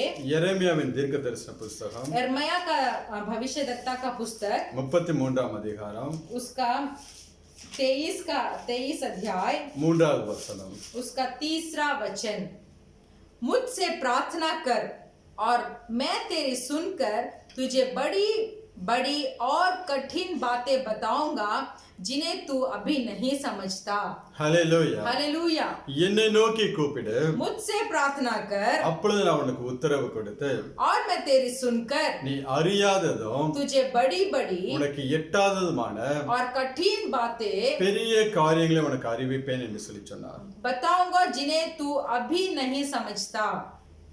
ஆண்டவராகிய இயேசு கிறிஸ்து परमेश्वर यीशु मसीह நம்ம ஆபத்தா இருக்கக்கூடிய நேரத்துல जब हम एक भयंकर स्थिति में होंगे, அவரை நோக்கி கூப்பிடும்படியாக जब हम उनको देखकर पुकारेंगे, நமக்கு ஒரு டெலிபோன் நம்பர் கொடுத்திருக்கிறார்। तो हमें एक टेलीफोन का नंबर दिए हैं। அதுதான் அந்த வசனத்தை வந்து டெலிபோன் நம்பர் என்று சொல்லி சொல்வார்கள்। ये वचन को एक टेलीफोन नंबर बोलकर बताया जाता है। எரேமியா 33:3 333। यिर्मया 23 का 3 எமர்ஜென்சிலாம் பாத்தீங்கன்னா 999 என்று சொல்லி இருக்கும்। इमरजेंसी नंबर देखेंगे तो वो 999 होगा। இந்திய தேசத்துல 108 என்று சொல்லி சொல்லுவாங்க। इंडिया देश में 108 बोला जाता है। இது ஒவ்வொரு தேசத்திலயும் ऐसे एक देश में ஒரு ட்ரிபிள் டிஜிட் நம்பர் இருக்கும்। एक 3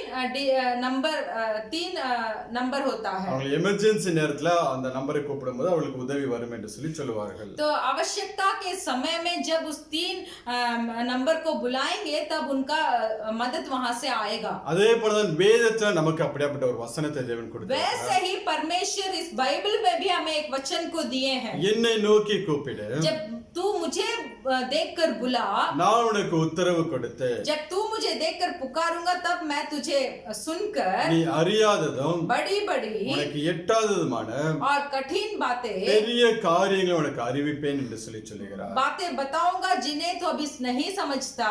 நாம் அவரை நோக்கி கூப்பிடுகிற நேரத்திலே जब जिस समय में हम परमेश्वर को देखकर हम पुकारते हैं, சங்கீதக்காரன் சொல்லும்போது और भी भजन संगीता में बोला गया है 50ஆம் அதிகாரம் 5ஆம் வசனத்திலே उसका 50वां भजन संगीता में उसका 15 वचन, और संकट के दिन मुझे पुकार, मैं तुझे छुड़ाऊंगा और तू मेरी महिमा करने पाएगा. ஆபத்து காலத்திலே என்னை நோக்கி கூப்பிடு, संकट के दिन में मुझे पुकार, நான் உன்னை விடுவிப்பேன் என்று சொல்லுகிறார். मैं तुझे छुड़ाऊंगा बोलकर बोलते நீ हैं, என்னை மகிமைப்படுத்துவாய் என்று சொல்லுகிறார்.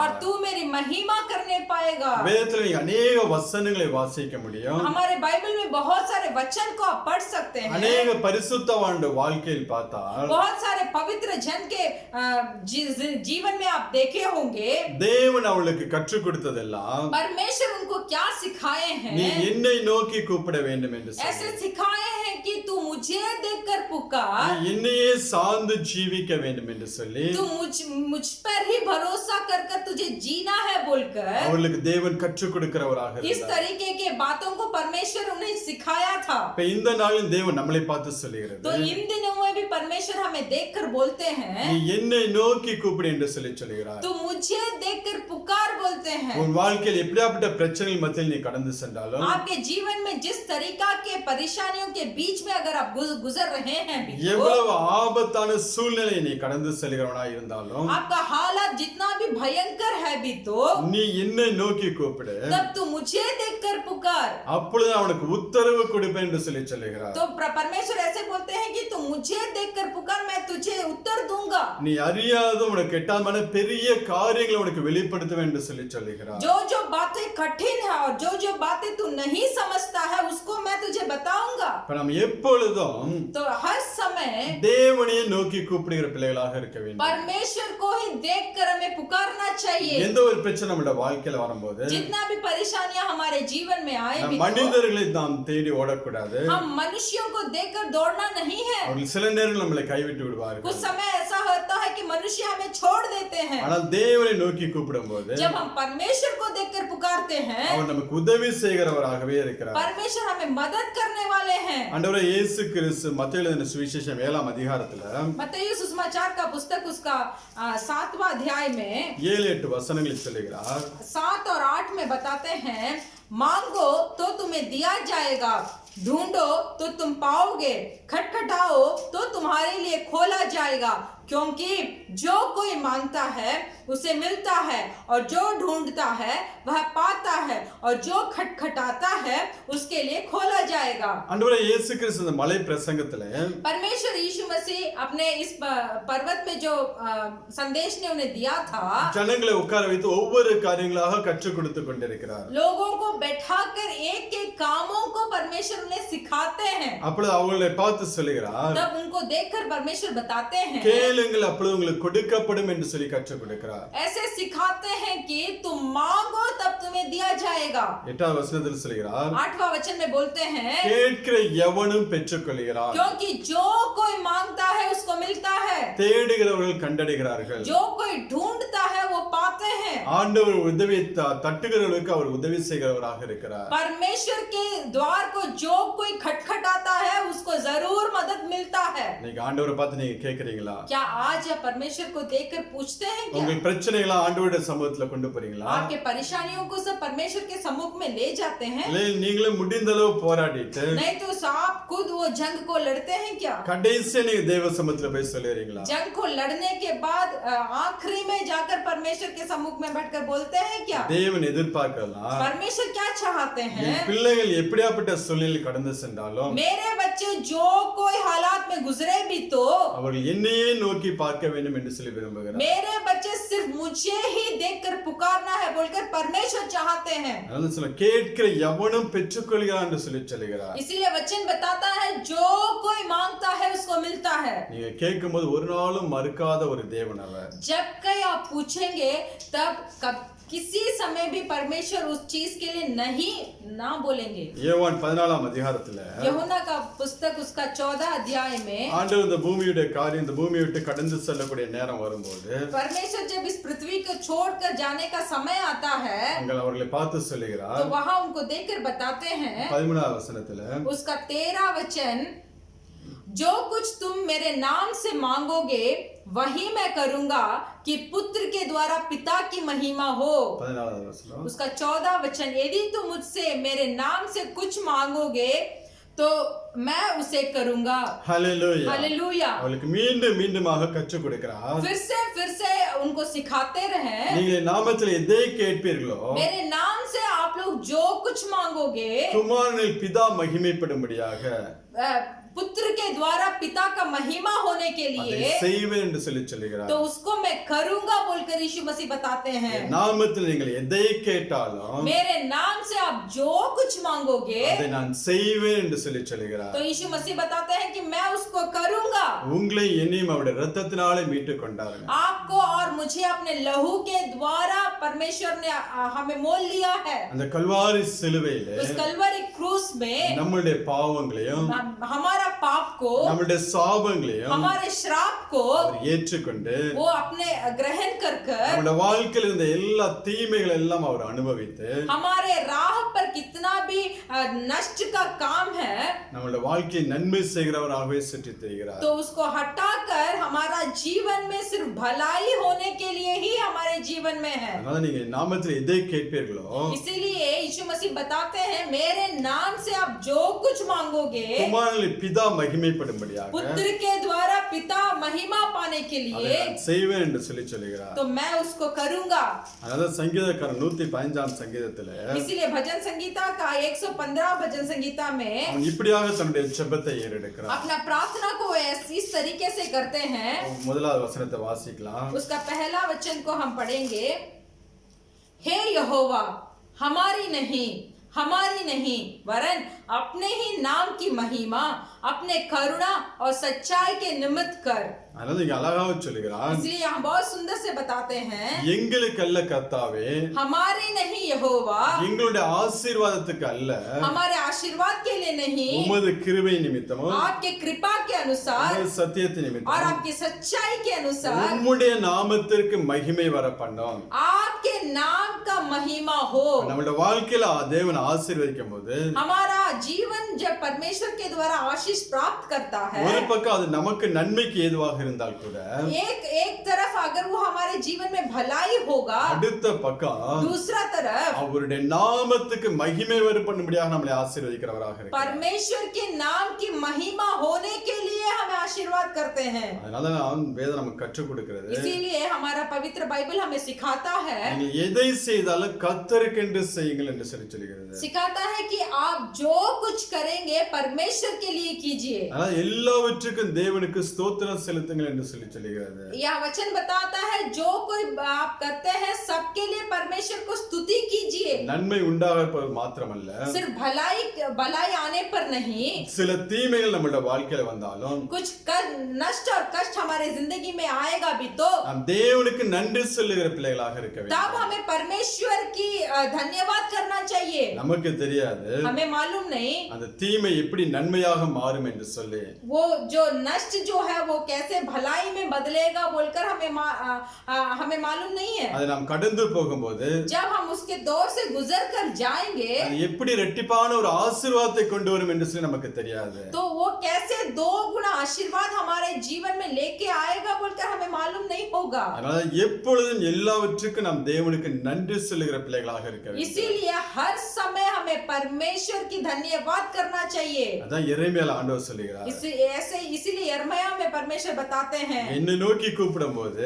जब तू मुझे देखकर पुकारेगा, நீ அறியாததுமானதும் तुझे जो बात तू समझता नहीं है உனக்கு எட்டாவது பெரிய காரியங்களை அறிவிப்பேன் और बड़ी बातें और कठिन बातों को मैं तुझे बताऊंगा। தேவன் நம்முடைய வாழ்க்கையில் என்ன விதமான ஆசீர்வாதங்களை வைத்திருக்கார் என்று சொல்லி நமக்கு தெரியாது। परमेश्वर हमारे जिंदगी में किन तरीके के आशीर्वाद को रखे हैं बोलकर हमें मालूम नहीं है। நாம் எப்பொழுது சூழ்நிலைகளை பார்த்து நாம் சோர்ந்து போகிற பிள்ளைகளாக இருக்கிறோம். हम हमारे हालात को देखकर हम थोड़ा थक जाते हैं। நம்முடைய வாழ்க்கையில் வரக்கூடிய பிரச்சனைகளை பார்த்து நாம் பின்வாங்கி போகிற பிள்ளைகளாக இருக்கிறோம்.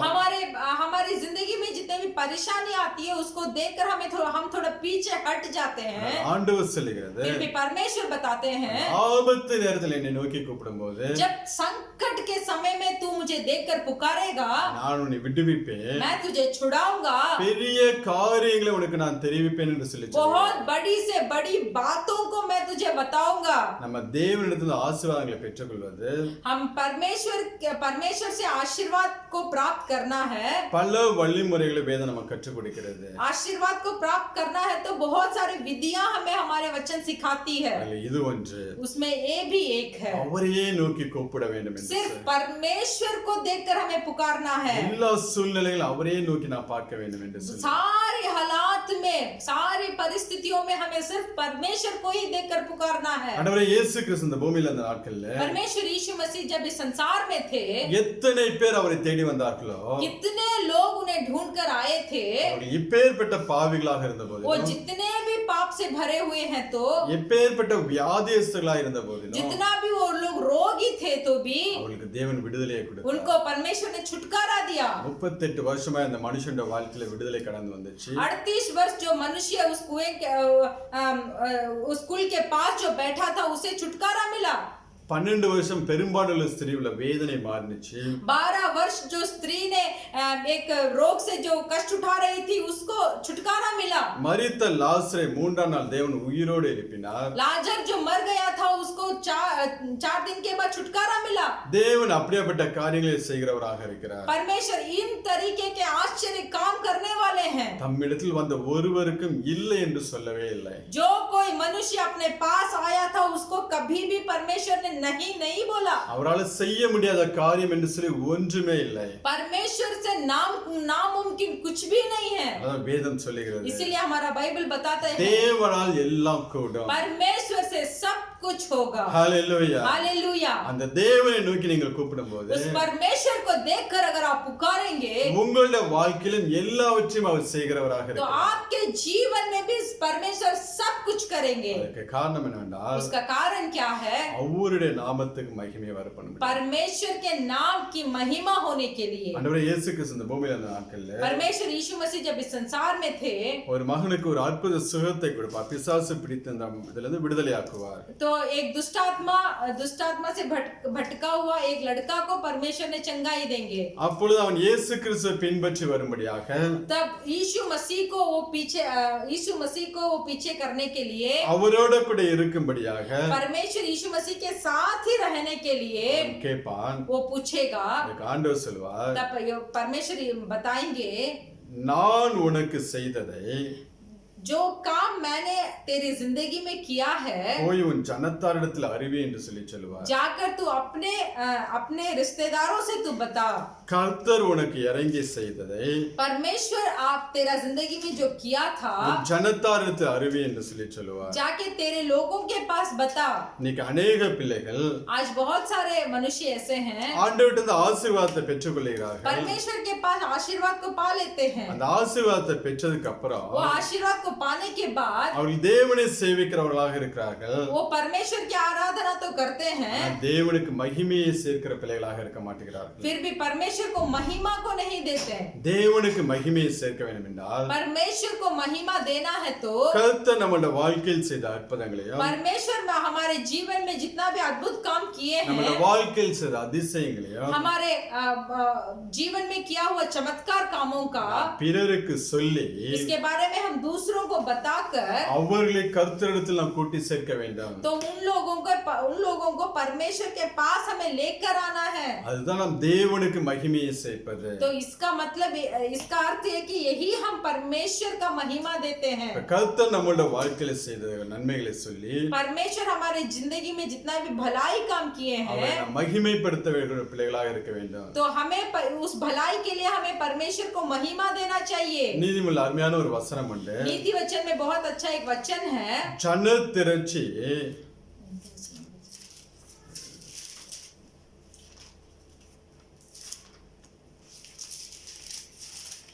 ஜனத்தை வச்சு அது ராஜாவுக்கு மகிமை என்று சொல்லியிருக்கோம். जितने भी बड़े लोग हैं वो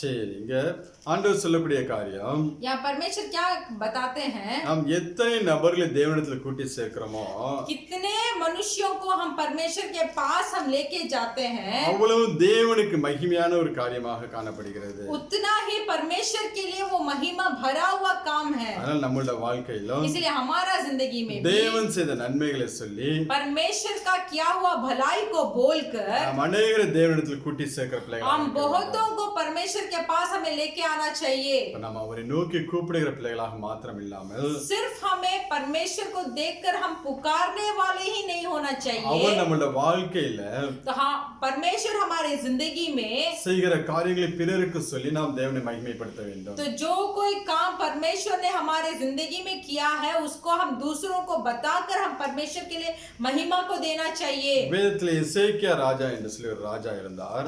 हमारे बाइबल में एजेकिया राजा बोलकर एक राजा थे. ஏசாயா 38 அதிகாரத்தை எடுத்துக்கொள்வோம். एसाया का पुस्तक उसका 38 अध्याय को हम लेंगे. அவனுடைய வாழ்க்கையில ஒரு ஆபத்தான சூழ்நிலை கடந்து வருகிறது. उसका जीवन में एक संकट का स्थिति आ पहुंचता है. மரணத்துக்கு ஏதுவான ஒரு வியாதி அவனுடைய வாழ்க்கையில கடந்து வருகிறது. एक रोग उसका जीवन में आता है जो उसको मृत्यु तक पहुंचाने वाला था. தேவனுடைய தீர்க்க தரிசனம் கடந்து நீ மரித்து போக போகிறாய் என்று சொல்லி தேவ தீர்க்க தரிசனம் கடந்து வருகிறது. परमेश्वर का भविष्यवाणी भी आती है कि तू मर जाएगा. அந்த சூழ்நிலையிலும் फिर भी उस हालात में भी தேவனை நோக்கி கூப்பிடுகிறவனாக காணப்பட்டான். वो एसेकिया राजा परमेश्वर को देखकर पुकारा. வாசிக்கலாம் ஏசாயா 38 அதிகாரம். हम पढ़ेंगे एसाया का पुस्तक का 38 अध्याय 1 2 3 वचनங்களை வாசிக்கலாம். 1 2 और 3 पढ़ेंगे. उन दिनों में इजकिया ऐसे रोगी हुआ कि वह मरने पर था. तब आमोस के पुत्र एसाया नबी ने उसके पास जाकर कहा, यहोवा यो कहता है, अपने घराने के विषय जो आज्ञा देनी हो वह दे, क्योंकि तू ना बचेगा, मर ही जाएगा. तब इजकिया ने दीवार के ओर मुंह फेर कर यहोवा से प्रार्थना करके कहा, हे यहोवा, मैं विनती करता हूँ, स्मरण कर कि मैं सच्चाई और खरे मन से अपने को तेरे सम्मुख जानकर चलता आया हूँ और जो तेरी दृष्टि में उचित था वही करता आया हूँ. और इजकिया बिलक बिलक कर रोने लगा. ஹல்லேலூயா. हालेलुया. எசேக்கியா பார்த்து தேவன் சொல்கிறார், इजकिया को देखकर परमेश्वर यहोवा बताते हैं, மரித்து போக போகிறாய் என்று. तू मर जाएगा. உடனே எசேக்கியா तुरंत इजकिया சுவர்புறமாக தன் முகத்தை திருப்பி वो दीवार के ओर अपने मुंह को फेर कर கர்த்தரை நோக்கி கூப்பிடுகிறவனாக இருந்தான். यहोवा से प्रार्थना करने लगा. அவன் தீர்க்கதரிசி ஏசாயா பார்த்த உடனே எனக்காக ஜெபம் பண்ணு என்று சொல்லி சொல்லவில்லை. भविष्यद्वक्ता इसाया को देखकर भी ऐसे नहीं बोला कि तू मेरे लिए प्रार्थना कर. அவன் தேவனை நோக்கி ஜெபிக்க ஆரம்பிக்கிறான். वो परमेश्वर यहोवा को देखकर वो प्रार्थना करने लगा. உடனே ஏசாயா தீர்க்கதரிசி தேவனுடைய வார்த்தை உண்டாகிறது. तुरंत एशाया भविष्यद्वक्ता को परमेश्वर का वचन आता है. எசேக்கியாவுடைய விண்ணப்பத்தை கேட்டேன். मैं इजकिया का विनती को सुना, அவனுடைய கண்ணீரை கண்டேன். उसका आंसू को मैं देखा. அவனுடைய நாட்களில் 15 வருடத்தை நான் கூட்டுகிறேன் என்று சொல்லி சொன்னார். तो उसका जीवन में और 15 वर्ष को मैं और दूंगा बोलते हैं. இந்த எசேக்கியாவை குறித்து வேத வசனம் சொல்கிறது. इजकिया के बारे में परमेश्वर का वचन बताता है. 3வது வசனத்தை சொல்லும்போது, तीसरा वचन में बताते हैं, நான் உமக்கு முன்பாக मैं तेरे सामने உண்மையும் सच्चाई மன உத்தமமாய் நடந்து और खरे मन से मैं चला உமது பார்வைக்கு நலமானவைகளை செய்தேன் என்று और तेरे सामने में भला ही की उचित काम ही किया. நினைத்தலும் என்று சொல்லி விண்ணப்பம் तो பண்ணினார். ये सब चीजों को जरा याद कीजिए बोलता है. ஆண்டவரை பார்த்து சொல்லுகிறார், परमेश्वर को देखकर बोलते हैं, ஆண்டவரே நான் மன உத்தமமாய் இருந்தேன், परमेश्वर में खरा और सच्चाई था, நான் உண்மையாய் உம்மை சேவித்தேன், मैं सच्चाई से आपकी आराधना किया, உண்மையாய் பின்பற்றினேன். आपको सच्चाई मन से आपका राह को मैंने अपनाया। அப்படியாப்பட்ட மனுஷனுடைய வாழ்க்கையிலே इस तरीके के मनुष्य का जीवन में மரணத்துக்கு ஏதுவான வியாதி வந்துச்சா. मृत्यु देने वाली एक रोग आई। இன்னைக்கு நம்ம இவ்வளவு சுகத்தோட பலத்தோட இருக்கிறதெல்லாம் आज भी हम बहुत सुख और बल के साथ हम हैं, ஆண்டவருடைய கிருபை தான். परमेश्वर का कृपा है, உண்மையிலே அவருடைய கிருபை தான். सच्चाई से सिर्फ परमेश्वर का कृपा है। இவன் சொல்லுமே நம்மளால சாட்சி சொல்ல முடியுமா? इज़किया जैसे गवाही देते हैं अपने बारे में, वैसे हम अपने बारे में गवाही नहीं दे सकते। உண்மையா இருந்தேன், वो बोलते हैं कि मैं सच्चाई से था, உத்தமமாய் நடந்தேன், उचित काम को किया, உமது பார்வைக்கு நலமானதை செய்தேன். आपके नजर में मैं सिर्फ भलाई किया। நம்மளால சொல்ல முடியுமா? क्या हम बोल सकते हैं? ஆண்டவர் எவ்வளவு கிருபை நம்ம மேல பாராட்டுகிறார். तो ऐसे सोच कर देखिए कि परमेश्वर कितना दया और कृपा को हमारे ऊपर रखे हैं, அந்த கிருபை நாம் உணராம फिर भी उस कृपा को हम महसूस नहीं करते। எவ்வளவு போக்கடித்துக் கொண்டிருக்கிறோம். इसीलिए उस कृपा को हम ऐसे ही बहुत तुच्छ मानते हैं। अभी ஒரு நாளைக்கு 1 மணி நேரமா நம்மளால ஜெபிக்க முடியல.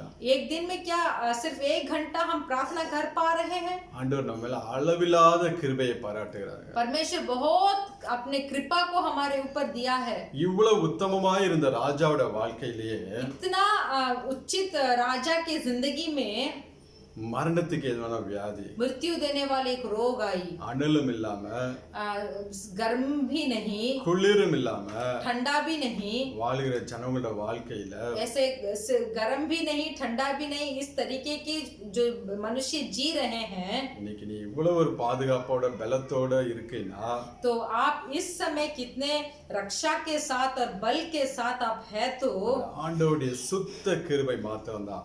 वो सिर्फ परमेश्वर का कृपा ही है। அதை உணர்ந்து கொள்ளுங்க. तो उसको थोड़ा समझ लीजिए, உங்க வாழ்க்கையை தேவனுக்கு பிரியமாய் மாற்ற ஆரம்பிங்க. आपके जिंदगी को परमेश्वर के प्रिय के अनुसार बदल दीजिए। இந்த உலகத்தை ஒத்த காரியங்கள் எல்லாவற்றையும் விட்டு வெளியே வாங்க. इस संसारिक रूप से जो कोई काम आप कर रहे हैं उसको छोड़कर बाहर आइए। இந்த எசேக்கியா ராஜாவோட வாழ்க்கையை நீங்க பாத்தீங்கன்னா हिजकिय्याह राजा के जिंदगी को अगर आप देखेंगे, 2 ராஜாக்கள் 18ஆம் அதிகாரத்தை எடுத்துக்கொள்வோம். दूसरा राजाओं का पुस्तक उसका 18 अध्याय, அதுல வாசிக்கலாம், 1-2 வசனங்களை வாசிக்கலாம்.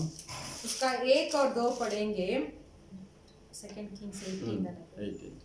येला के पुत्र इज़राइल के राजा होशे के 3रे वर्ष में यहूदा का राजा आहाज का पुत्र हिजकिय्याह राजा हुआ। जब वह राज्य करने लगा तब 25 वर्ष का था और 29 वर्ष तक यरूशलेम में राज्य करता रहा। उसकी माता का नाम अबी था जो जकरिया की बेटी थी, जैसे उसका मूल पुरुष दाऊद ने किया था, जो यहोवा की दृष्टि में ठीक है, वैसे ही उसने भी किया। அவனை குறித்து வசனம் சொல்லுகிறது, हिजकिय्याह के बारे में वचन बताता தன் है, தகப்பனாகிய தாவீது செய்தபடியெல்லாம் जो जैसे उसके मूल पुरुष दाऊद ने किया, கர்த்தரின் பார்வைக்கு செம்மையானதை செய்தானாம்.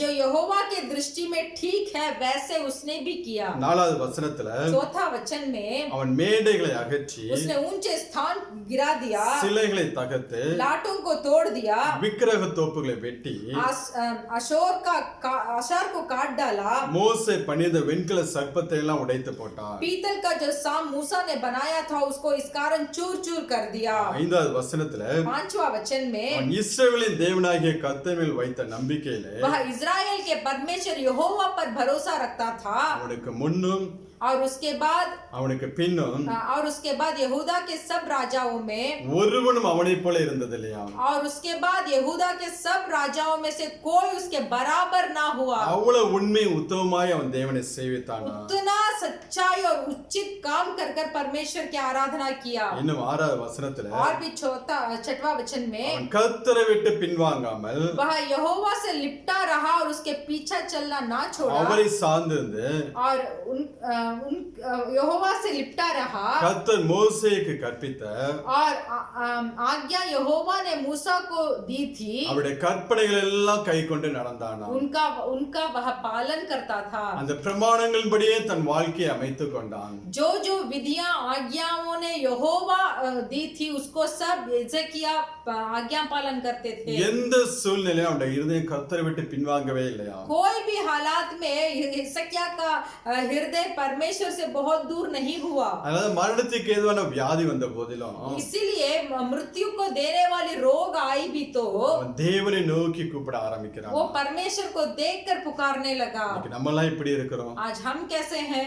ஒரு சின்ன ஒரு பலவீனம் வந்துட்டா போதும், थोड़ा सा एक बलहीन आएगा अभी तो, இல்ல கொஞ்சம் வேலையில பிஸி ஆயிட்டோம்னா नहीं तो थोड़ा काम में हम व्यस्त रहते हैं तो நம்ம ஜெபம் எல்லாம் எங்கேயோ तो போய்விடும். हमारा प्रार्थना सब कहीं चला जाता है। ஒரு நாள் நம்ம அதை விட்டு பின்வாங்க கூடாது. एक भी दिन में हमारे प्रार्थना से हमें पीछा हटना नहीं है। இசைக்கியா ராஜாவோட இருதயம் எவ்வளவு உத்தமமாய் தேவனை பின்பற்றினது. देखिए हिजकिय्याह राजा का हृदय कैसे और सच्चाई से परमेश्वर यहोवा के ऊपर था। 7வது வசனம் சொல்லுகிறது, 7वां वचन बताते हैं, ஆகையால் கர்த்தர் அவனோடு இருந்தார், इसीलिए यहोवा उसके संग रहा அவன் போகிற இடம் எங்கும் அவனுக்கு அனுகூலமாயிற்று, और जहाँ कहीं वह जाता था वहाँ उसका काम सफल होता அவன் था। அசீரியா ராஜாவை சேவிக்காமல் उसने अससूर के राजा से बलवा करके அவன் அதிகாரத்தை தள்ளி போட்டானா. उसकी अधीनता छोड़ दी। சத்துருடைய அதிகாரத்தை, शत्रु के अधिकार को, பிசாசுடைய அதிகாரத்தை शैतान के अधिकार को தள்ளி போட்டான்னு சொல்லி வசனம் சொல்லுகிறது. वचन बताता है कि उनके अधिकार को हिजकिय्याह राजा ने छोड़ दिया। ஹல்லேலூயா. हालेलुया। எவ்வளவு அருமையான ஒரு சாட்சி அவனை பத்தி. कितना अच्छा गवाही है हिजकिय्याह राजा के बारे में। கர்த்தரின் பார்வைக்கு செம்மையானது செய்தான், परमेश्वर के आंखों के सामने उचित काम को किया। விக்கிரகங்களை தேசத்தை விட்டு அப்புறப்படுத்தினான், उसने मूर्तियों को देश से हटा दिया। தேவனுடைய கற்பனைகளை கைக்கொண்டு நடந்தான், परमेश्वर की आज्ञाओं का पालन किया। சத்துருடைய அதிகாரத்தை தள்ளி போட்டான். शत्रुओं की अधीनता को छोड़ दिया। சத்துரு தன்னை ஆளுகை செய்யாதபடிக்கு, शत्रु अपने ऊपर अधिकार ना जताने के लिए, பிசாசின் கிரியைகள் தன் மூலம் வெளிப்படாதபடிக்கு शैतान के क्रिया उसके द्वारा प्रकट ना होने के लिए அதிகாரத்தை அவன் தள்ளி போட்டானா. तो उस अधीनता को हिजकिय्याह राजा ने छोड़ दिया। இன்னைக்கு நம்மளை யார் அதிகாரம் செலுத்துகிறார்? आज हमारे ऊपर कौन अधिकार जता रहा है? இன்னைக்கு பிசாசு அதிகாரம் செலுத்துகிறான், क्या शैतान अधिकार कर रहा है? இல்ல பரிசுத்த ஆவியானவருடைய ஆளுகையில நாம் இருந்து கொண்டிருக்கிறோம். नहीं तो पवित्र आत्मा के अधीनता के अंदर हम हैं। பரிசுத்த ஆவியானவருடைய ஆளுகையில இருந்தோம் என்றால் अगर हम पवित्र आत्मा के अधीनता के अंदर हैं तो நம்ம போகிற இடமெல்லாம் தேவன் நமக்கு அனுகூலத்தை உண்டு பண்ணுவார். जहां कहीं हम जाएंगे तो वो काम सफल होगा। பிசாசுடைய அதிகாரத்துல இருந்தோம் என்றால் अगर शैतान के अधिकार के अंदर होंगे तो அவன் தன் இஷ்டம் போல நம்முடைய வாழ்க்கையை அலக்கழித்துக் கொண்டிருப்பான். तो उसके शैतान के इच्छा के अनुसार हमारे जीवन को तीतर बीतर करेगा। இன்னைக்கு பிசாசுடைய அதிகாரத்தை எல்லாம், आज शैतान के सब अधिकारों को, அவனுக்கு இடம் கொடுத்த காரியங்கள் எல்லாம் शैतान को जगह दिए हुए हर एक काम को हमारे जिंदगी அதை में நாம் தள்ளி போடுகிற பிள்ளைகளாக இருக்க வேண்டும். उसको हम छोड़ देंगे। பிசாசுடைய கிரியைகளை நாம் தள்ளி போட வேண்டும். शैतान के क्रिया को हमें छोड़ देना चाहिए। அவன் நம்மளை அதிகாரம் செலுத்தாதபடிக்கு, शैतान हमें अधिकार ना कर पाए, பரிசுத்த ஆவியானவர் நம்மளை ஆளுகை செய்யும்படியாக पवित्र आत्मा का अधीनता हमें करने के लिए தேவனுடைய வார்த்தைகளை கைக்கொண்டு வாழ வேண்டும். हम परमेश्वर के वचन का पालन कर हमें चलना चाहिए। இசைக்கியா ராஜாவோட வாழ்க்கையில हिजकिय्याह राजा की जिंदगी में இவ்வளவு தேவனுக்கு பிரியமா இருந்த மனுஷனோட வாழ்க்கையில इतना परमेश्वर का प्रिय काम करने वाले हिजकिय्याह மரணத்துக்கு ஏதுவான வியாதி வரும்போது मृत्यु देने वाले जब एक रोग आई, அவன் வாயிலிருந்து ஒரு முறுமுறுப்பு கூட வரல. अपने मुंह से कुछ भी उन्होंने परमेश्वर के विरुद्ध बड़बड़ाया नहीं। ஏன் எனக்கு இப்படியாப்பட்ட ஒரு காரியம், मुझे क्यों ऐसे कार्य आया, எனக்கு மரிக்கக்கூடிய வயது கூட இல்லையே, मुझे मरने वाला उम्र भी नहीं है, ஏன் எனக்கு இப்படியாப்பட்ட வியாதி என்று சொல்லி मेरे जिंदगी में क्यों इस तरीके के रोग आया है, அவன் தேவனுக்கு விரோதமாகவோ ऐसे परमेश्वर के विरुद्ध இல்ல மனிதர்களுக்கு या விரோதமாகவோ मनुष्यों के विरुद्ध, இல்ல தீர்க்கதரிசி ஏசாயா தீர்க்கதரிசி விரோதமாக ஒரு வார்த்தையை சொல்லல. नहीं तो एसाया भविष्यद्वक्ता के विरुद्ध एक भी बात हिजकिय्याह राजा ने नहीं बताया। தேவனை நோக்கி கூப்பிட ஆரம்பிக்கிறான். वो तुरंत परमेश्वर को देखकर पुकारने लगे। அப்பொழுது அவனுடைய ஜெபத்துக்கு தேவன் பதில் கொடுக்கிறவராக இருக்கிறார். तब उसके प्रार्थना को परमेश्वर ने उत्तर दिया। இங்க ஏசாயா தீர்க்கதரிசி ஆண்டவர் சொல்லுகிறார், यहाँ एसाया भविष्यद्वक्ता से परमेश्वर बताते हैं, ஏசாயா 38 அதிகாரம் एसाया का पुस्तक का 38 अध्याय 4-5 வசனத்தை வாசிக்கலாம். 4 और 5 को हम पढ़ेंगे। तब यहोवा का यह वचन एसाया के पास पहुंचा, जाकर हिजकिय्याह से कह कि तेरे मूल पुरुष दाऊद का परमेश्वर यहोवा यूं कहता है, मैंने तेरी प्रार्थना सुनी और तेरे आंसू देखे हैं। सुन, मैं तेरी आयु 15 वर्ष और बढ़ा दूंगा। ஹalleluya. हालेलुया। நாம் ஆராதிக்கிற தேவன் जो परमेश्वर को हम आराधना कर रहे हैं, ஜெபத்தை கேட்கிறவர் என்று சொல்லி சங்கீதக்காரன் சொல்கிறான். भजन संगीता में कहा गया है कि जो परमेश्वर को हम आराधना कर रहे हैं वो हमारे प्रार्थना को सुनते हैं। இயேசுவின் நாமம் என்று சொல்லி நீங்க ஜெபிக்க ஆரம்பிக்கும்போது जब आप यीशु के नाम बोलकर प्रार्थना करेंगे தேவனுடைய செவி உங்களுடைய ஜெபத்துக்கு நேராக இருக்குமா? तो परमेश्वर का कान आपके प्रार्थना के ओर होगा। அதான் ஏசாயா தீர்க்கதரிசியை பார்த்து சொல்கிறார். तो परमेश्वर यशायाह भविष्यद्वक्ता को देखकर बताते हैं, எசேக்கியாட்ட சொல்லு, जाकर हिजकिय्याह के पास बता, உன் விண்ணப்பத்தை கேட்டேன், तेरी विनती को मैंने सुना, உன் கண்ணீரை கண்டேன், तेरे आंसू को मैंने देखा, இதோ உன் நாட்களோடு 15 வருடத்தை கூட்டுகிறேன் என்று சொல்லி சொன்னார். सुन मैं तेरी आयु 15 वर्ष और बढ़ा दूंगा। ஹalleluya. हालेलुया। நம்முடைய ஜெபத்தை கேட்கிற தேவன் அவர். हमारे प्रार्थना को सुनने वाले परमेश्वर है, நம்முடைய கண்ணீரை காண்கிற தேவன் அவர். हमारे आंसुओं को देखने वाले परमेश्वर है।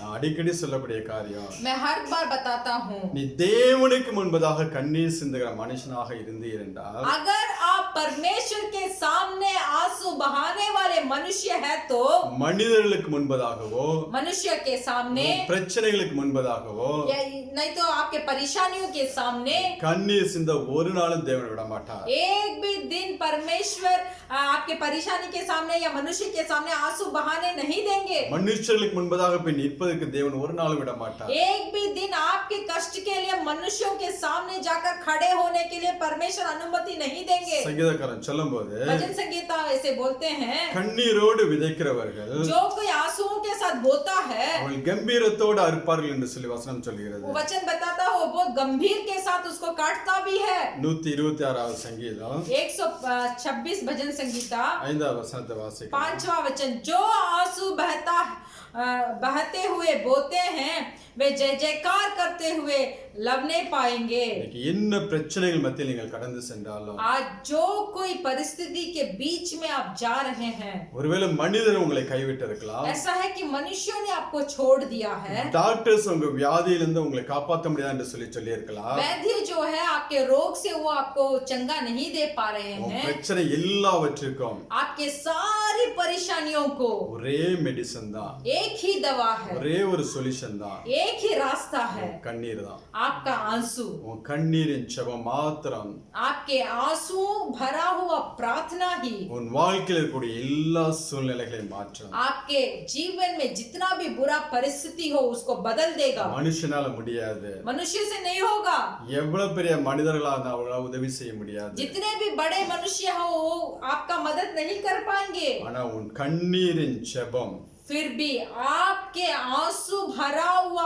प्रार्थना அது தேவ சமூகத்துல உனக்கு ஆசீர்வாதத்தை கொண்டு வரும். वो परमेश्वर के सम्मुख से आपको आशीर्वाद को लेके आएगा। மனுஷனை நம்பாதீங்க. इसलिए मनुष्य के ऊपर भरोसा मत रखिए। இப்பொழுது தேவனையே நோக்கி கூப்பிட கற்றுக்கொள்ளுங்கள். हर समय इस ऐसे सीख लीजिए कि आप परमेश्वर को ही देखकर पुकारे। எல்லா சூழ்நிலையிலும் தேவனுக்கு நன்றி சொல்லுங்க. सब हालात में परमेश्वर को धन्यवाद बोलिए। தேவனுக்கு விரோதமா ஒரு நாளும் முறுமுறுக்காதீங்க. परमेश्वर के विरुद्ध एक भी दिन बड़बड़ाइए मत। எசேக்கியா ராஜா ஒரு நாளும் முறுமுறுக்கவே இல்லை. हिजकिय्याह राजा एक दिन भी परमेश्वर के विरुद्ध कुछ भी बात नहीं किया। ஆண்டவரே நான் உனக்கு முன்பாக உத்தமமாய் இருந்தேன் என்பதை நினைத்தருளும் என்று சொல்லி ஜெபம் பண்ணான். वो हिजकिय्याह राजा ऐसे प्रार्थना किए कि हे परमेश्वर, मैं जो दिनों में आपके सामने उत्तम था उस दिन को याद कीजिए।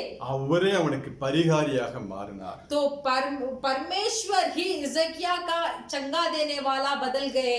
அவனே அவனுக்கு நல்ல ஒரு மருத்துவராக மாறினார். परमेश्वर खुद एक अच्छा वैद्य हिजकिय्याह के लिए बन गए। அவனுடைய ஆயுசு நாட்களை கூட்டி கொடுத்தார். उसका आयु वर्ष को और अधिक बढ़ा दिए। நீங்க யாத்ராகமம் 15ஆம் அதிகாரத்துல निर्गमन का पुस्तक उसका 15 अध्याय 26வது வசனத்தை வாசிக்கலாம். उसका 26वां वचन को हम पढ़ेंगे।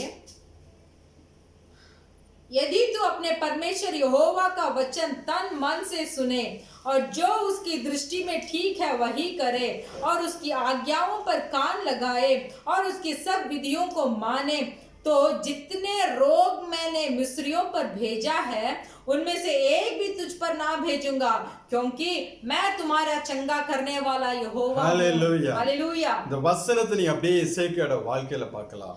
इस वचन को एजेकिया के जीवन में भी आप देख सकते हैं। இங்க அந்த வசனம் சொல்லுகிறது, यहाँ वचन बताता है, நீ கர்த்தரின் சத்தத்தை கவனமாய் கேட்டு, यदि तू अपने परमेश्वर यहोवा का वचन तन मन से सुने।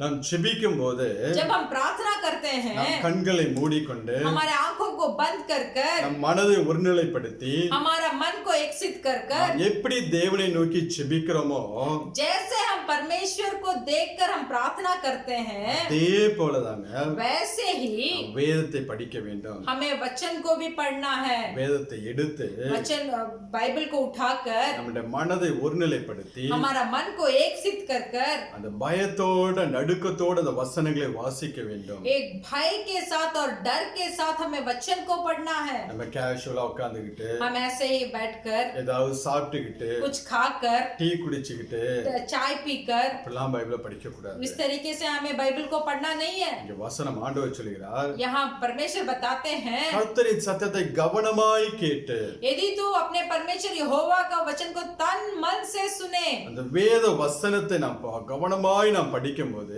अगर हम तन मन या एक सिद्ध मन से हम परमेश्वर के वचन को जब हम पढ़ेंगे தேவன் நம்மளோட பேச ஆரம்பிப்பார். तो परमेश्वर हमसे बात करेंगे। லைஃப்ல ஒரு தடவையாவது जिंदगी में एक बार முழு வேதத்தை पूरा बाइबल को முழங்கால் நின்று வாசிக்க பிரயாசப்படுங்க.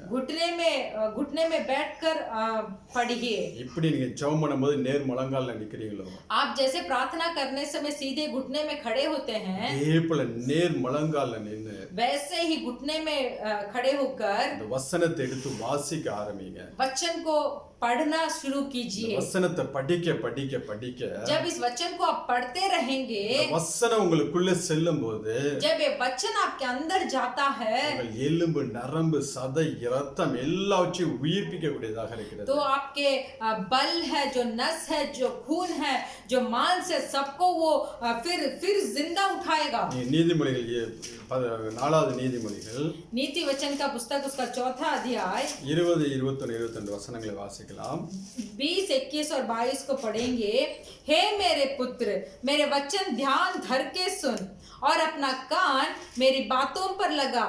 इनको अपनी आंखों की ओट ना होने दे, वरन अपने मन में धारण कर, क्योंकि जिनको वे प्राप्त होती है वे उनके जीवित रहने का और उनके सारे शरीर के चंगे रहने का कारण होती है। सबसे अधिक अपने मन की रक्षा कर, क्योंकि जीवन का मूल सूत्र वही है। ஹalleluya. हालेलुया। இங்க சொல்லுகிறார், ये बताते हैं, என் வசனங்களுக்கு உன் செவியை சாய் என்று சொல்லுகிறார். मेरे वचन ध्यान धर के सुन। நாம் வேத வசனங்களை வாசிக்கும் போது जब हम परमेश्वर के वचन को पढ़ते हैं, தேவன் நம்மளோடு பேசும்படியாக परमेश्वर हमसे बात करने के लिए நம்முடைய இருதயத்தையும் हमारा हृदय को, நம்முடைய செவியும் அவருக்கு நேராக திருப்ப வேண்டும். हमारे कान को परमेश्वर के ओर लगाना चाहिए। அந்த வாசனங்களை இருதயத்தில் காத்துக்கொள்ள வேண்டும் என்று சொல்லுகிறார். अपने वचन को हमारे हृदय में रखना चाहिए बोलते அவைகளை हैं। கண்டுபிடிக்கிறவர்களுக்கு जो कोई उसको मालूम पड़ता है, அவைகளுக்கு ஜீவனும் उनको जीवन உடலுக்கெல்லாம் ஆரோக்கியமாக இருக்கிறதா. और सारे शरीर के लिए वो चंगे के कारण बनता है। இந்த வேத வசனம் நல்ல ஒரு மருந்துங்க. ये पवित्र वचन जो है वो अच्छा औषध है। சரீரம் செத்து போய் இருந்தால் கூட अगर हमारा शरीर मर गया है भी तो வேத வசனம் நம்ம சரீரத்தை உயிர்ப்பிக்க கூடியதாக இருக்கிறது. तो हमारा इस परमेश्वर का वचन हमें जिंदा उठाता है। ஆபிரகாமை குறித்து எபிரேயருக்கு நிருபத்துல எழுதும்போது इब्रानियों का पुस्तक में अब्राहम के बारे में लिखा है, 11ஆம் அதிகாரத்துல 11वां अध्याय में, சரீரம் செத்தவன் என்று சொல்லப்படுகிற ஒரு மனுஷனால திரளான ஜனங்கள் பிறந்தார்கள். शारीरिक तौर से जो मनुष्य मर गया था उसके द्वारा बहुत सारे बच्चे जन्म हुए। வாசிக்கலாம். हम पढ़ेंगे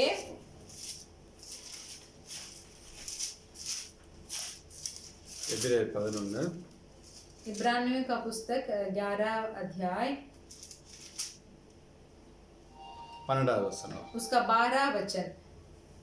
इस कारण एक ही जन से जो मरा हुआ था आकाश के तारों और समुद्र के तीर के बालू के समान अनगिनत वंश उत्पन्न हुआ। ஹல்லேலூயா. हालेलुया। சரீரம் செத்து போயிருந்தால் शरीर तो मर गया, ஆனால் தேவன் கொடுத்த வாக்குத்தத்தம் फिर भी जो वाचा परमेश्वर ने दिए, அவனை ஆசீர்வதிக்கவே ஆசீர்வதித்து मैं तुझे आशीर्वाद करूंगा உன்னை பெருகவே பெருக பண்ணுவேன் என்று சொல்லி और तुझे बढ़ाऊंगा।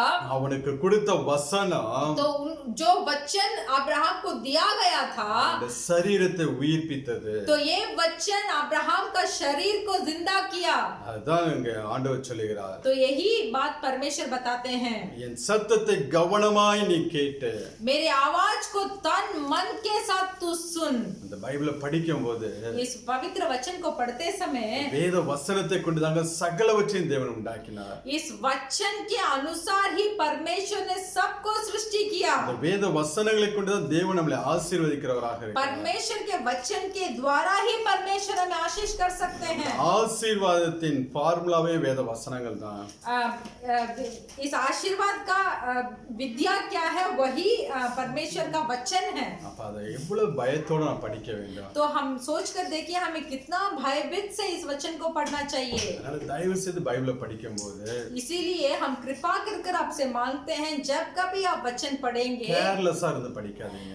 ऐसे के तैसे बैठकर वचन को मत पढ़िए। இன்னும் மொபைல்லாம் நீங்க பைபிள் படிக்காதீங்க. और भी आपके पास जो मोबाइल है उसमें आप बाइबल मत पढ़िए। அதே போல பிரிண்டட் வசனங்கள் பிரிண்டட் பைபிளை வச்சு கையில வச்சு படிங்க. जो यहाँ चित्र बनाकर दिया गया है उस वचन को आप पढ़िए, அது உங்களோட வாழ்க்கையில் பலத்த ஆசீர்வாதத்தை கொண்டு तो வரும். वो आपके जिंदगी में बहुत आशीर्वाद को लेके आएगी। அப்ப இந்த யாத்திராகமம் 5ஆம் அதிகாரம் 26 வசனத்துல और इस निर्गमन का पुस्तक में 15वां अध्याय का 25वां वचन में இரண்டாவதாக சொல்கிறார், दूसरा बताते हैं, அவர் பார்வைக்கு செம்மையானவைகளை செய்து उनके आंखों के सामने जो उचित काम करता है। இசைக்கியா பத்தி சொல்லும்போது इज़ेकिया के बारे में बताते हैं, கர்த்தருக்கு முன்பதாக அவன் செம்மையானவைகளை செய்தான் என்று சொல்லி வேதம் சொல்லுகிறது. वचन बताता है परमेश्वर के सामने इज़ेकिया सच्चाई से चला। விக்கிரக தோப்புகள் எல்லாம் வெட்டி போட்டான் என்று சொல்லி சொல்லுகிறது. मूर्तियों के आशार को सब उसने तोड़ डाला।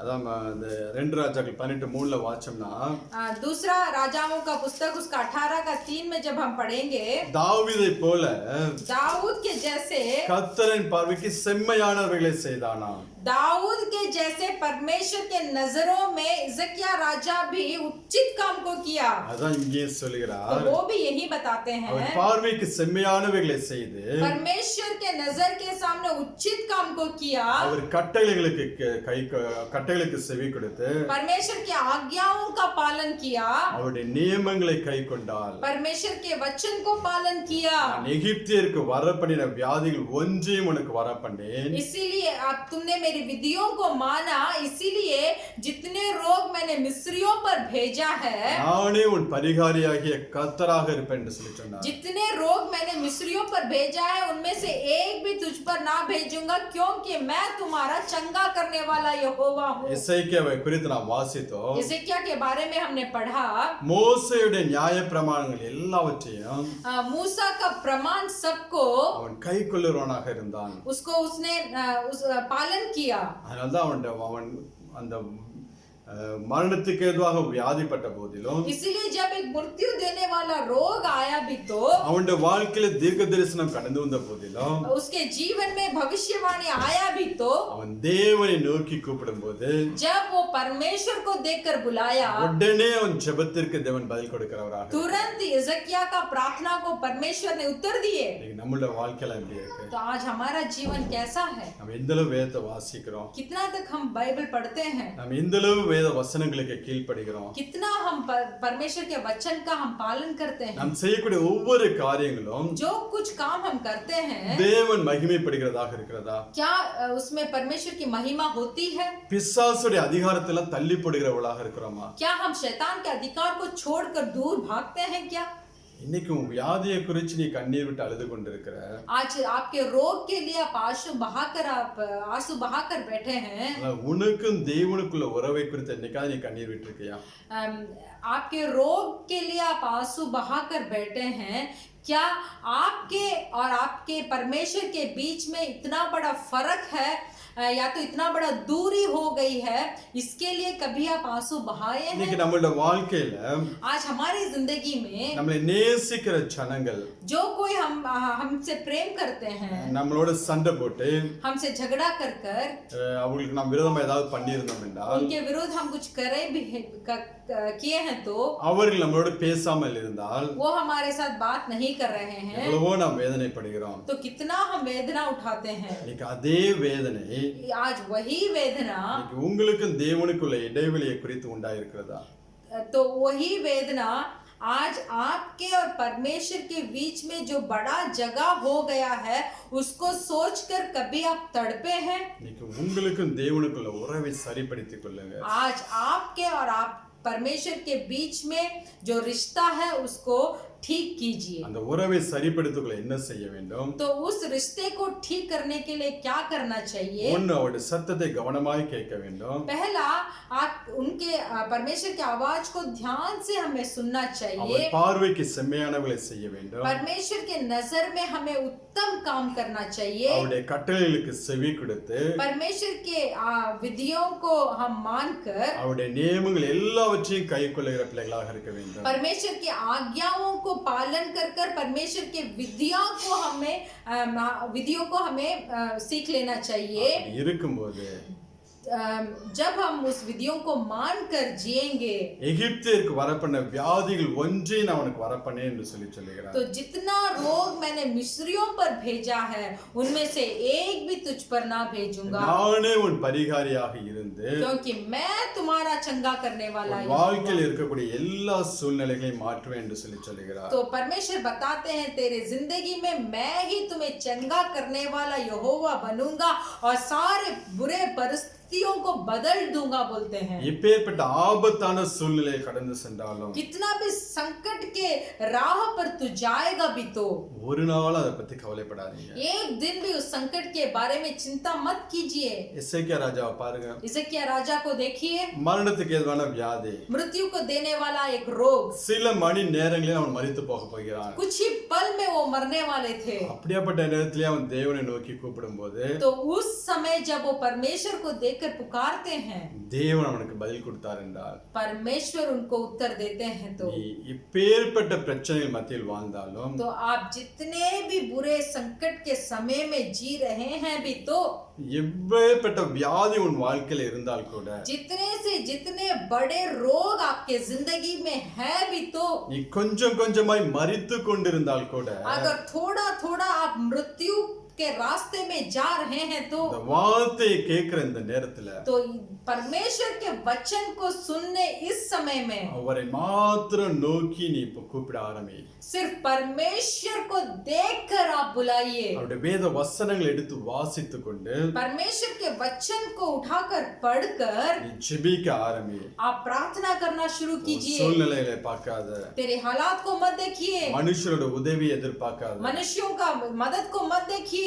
வேத வசனம் உனக்குள்ள ஒரு புது ஜீவனை கொடுக்கும். इस पवित्र वचन आपके जिंदगी में एक नया जीवन को देगा। வேத வசனத்தை வாசி, पवित्र वचन को पढ़िए, கண்ணீரோடு அந்த வசனத்தை வைத்து ஜெபம் பண்ணு. आंसू बहाकर इस वचन को परमेश्वर के सम्मुख में रखकर प्रार्थना कीजिए। உங்க வாழ்க்கையில் இப்பேற்பட்ட சூழ்நிலையை நீங்கள் கடந்து சென்றாலும் आपके जीवन में जितना भी बुरे परिस्थितियों के बीच में आप जाएंगे भी तो அதையெல்லாம் தேவன் மாற்றி போட்டு परमेश्वर उसको सब बदल देंगे। ஒரு ஆசீர்வாதமான ஒரு காலத்தை உனக்கு கொண்டு வந்து கொடுப்பார். एक आशीर्वाद का एक समय को आपके जीवन में लेकर आकर देंगे। சங்கீதக்காரன் தாவீது வாழ்க்கையில பாத்தீங்கன்னா भजन संगीता का दाऊद का जिंदगी को अगर आप देखेंगे, அவன் சொல்லுவான் 39ஆம் சங்கீதம் 39 का भजन संगीता 3ஆம் வசனத்துல அவன் சொல்லுவான், उसका 3रा वचन ऐसे बताते हैं, मेरा हृदय अंदर ही अंदर जल रहा है, सोचते सोचते आग भड़क उठी, तब मैं अपनी जीभ से बोल उठा, हे यहोवा ऐसा कर कि मेरा अंत मुझे मालूम हो जाए और यह भी किसी मेरी आयु के दिन कितने हैं, जिसमें मैं जान लूं कि मैं कैसे अनित्य हूँ। ஹalleluya. हालेलुया। சொல்லி அவன் ஆபத்தான நேரத்திலே उसका संकट के समय में சொல்லி என் இருதயம் எனக்குள்ளே அனல் கொண்டது. मेरा हृदय अंदर ही अंदर जल रहा है। வேத வசனங்களை தியானிக்கையில் जब मैं परमेश्वर का वचन को मैं ध्यान कर रहा हूँ, எனக்குள்ளே அக்கினி மூள ஆரம்பிக்கிறது. सोचते सोचते मेरे अंदर ही आग भड़क उठी। அப்பொழுது என் நாவினால் விண்ணப்பம் செய்தேன் என்று சொல்லி சொல்லுகிறார். तब मैं अपनी जीभ से बोल उठा। எப்பேற்பட்ட பிரச்சனையை கடந்து சென்றாலும் आप कितने बड़ी परेशानियों के अंदर गए हैं तो வேத வசனங்களை வாசிக்கும் போது परमेश्वर के वचन को अगर आप पढ़ेंगे, பரிசுத்த ஆவியார் உனக்குள்ளே இடைப்பட ஆரம்பிப்பார். पवित्र आत्मा आपसे बात करेंगे। அந்த வேத வசனத்தை கையில எடுத்துக்கொண்டு उस पवित्र वचन को हाथ में उठाकर பரிசுத்த ஆவியோட ஒத்தாசையோடு நீங்க ஜெபிக்க ஆரம்பிக்கும் போது पवित्र आत्मा के सहायता से जब आप प्रार्थना करेंगे அந்த ஜெபத்திற்கு தேவன் உடனே பதில் கொடுக்கிறவராக तो இருக்கிறார். उस प्रार्थना का परमेश्वर तुरंत उत्तर देंगे। இங்க நீங்க யோவான்ல வாசிங்கன்னா यूहन्ना में आप पढ़ेंगे तो 6ஆம் அதிகாரம் 63ஆம் வசனத்துல यूहन्ना का पुस्तक उसका 6वां अध्याय का 63 का वचन, आत्मा तो जीवनदायक है, शरीर से कुछ लाभ नहीं। जो बात मैंने तुमसे कही है वे आत्मा है और जीवन भी है। ஹalleluya. हालेलुया। ஆவி உயிர்ப்பிக்கிறதாக இருக்கிறதா.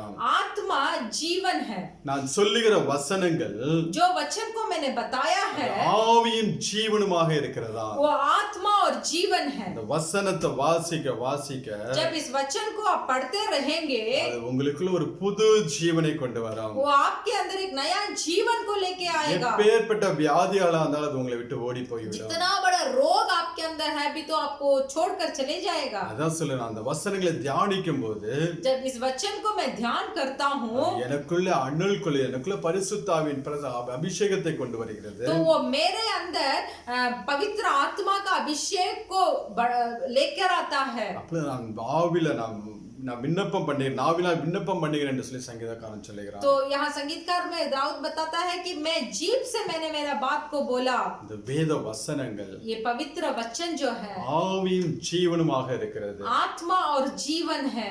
இந்த வசனத்தை கண்டுபிடிக்கிறவனுக்கு जो कोई इस वचन को मालूम करता है அது ஜீவனும் ஆரோக்கியமாக இருக்கிறது. वो जीवन है और आरोग्यता भी है। உன் பிரச்சனைகள் எல்லாவற்றுக்கும் ஒரே மருந்து வேத வசனங்கள். आपके सब परेशानियों का एक ही दवा इस बाइबल का वचन ही है। அந்த வேத வசனத்தை வாசிங்க, इस बाइबल का वचन को आप पढ़िए, அந்த வசனத்துக்கு கீழ்ப்படிங்க, वचन का आज्ञा पालन कीजिए, வசனத்தின்படி வாழ பழகிக் கொள்ளுங்கள். वचन के अनुसार जीने का सीख लीजिए। தேவன் உங்கள் சூழ்நிலை எல்லாவற்றையும் மாற்றி போடுவார். तो परमेश्वर आपकी सारी बुरी हालत को बदल डालेंगे। எத்தனை பேர் உங்களை ஒப்பு கொடுக்க போறீங்க? कितना जन आप समर्पण करते हैं? எத்தனை பேர் நான் வாழ்க்கையில ஒரு தடவையாவது कितना आप में कितने जन जीवन में एक बार நாம் நேர் முழங்கால் இந்த வேதத்தை வாசிக்க போறேன்னு சொல்லி ஒப்பு கொடுக்க போறீங்க? सीधे घुटने में खड़े होकर मैं इस बाइबल को पढ़ूंगा बोलकर समर्पण कर रहे हैं? அப்படி ஒப்பு கொடுங்க.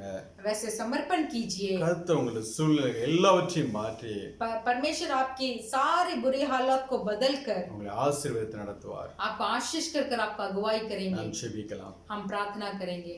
Hallelujah, hallelujah. धन्यवाद यीशु मसीह।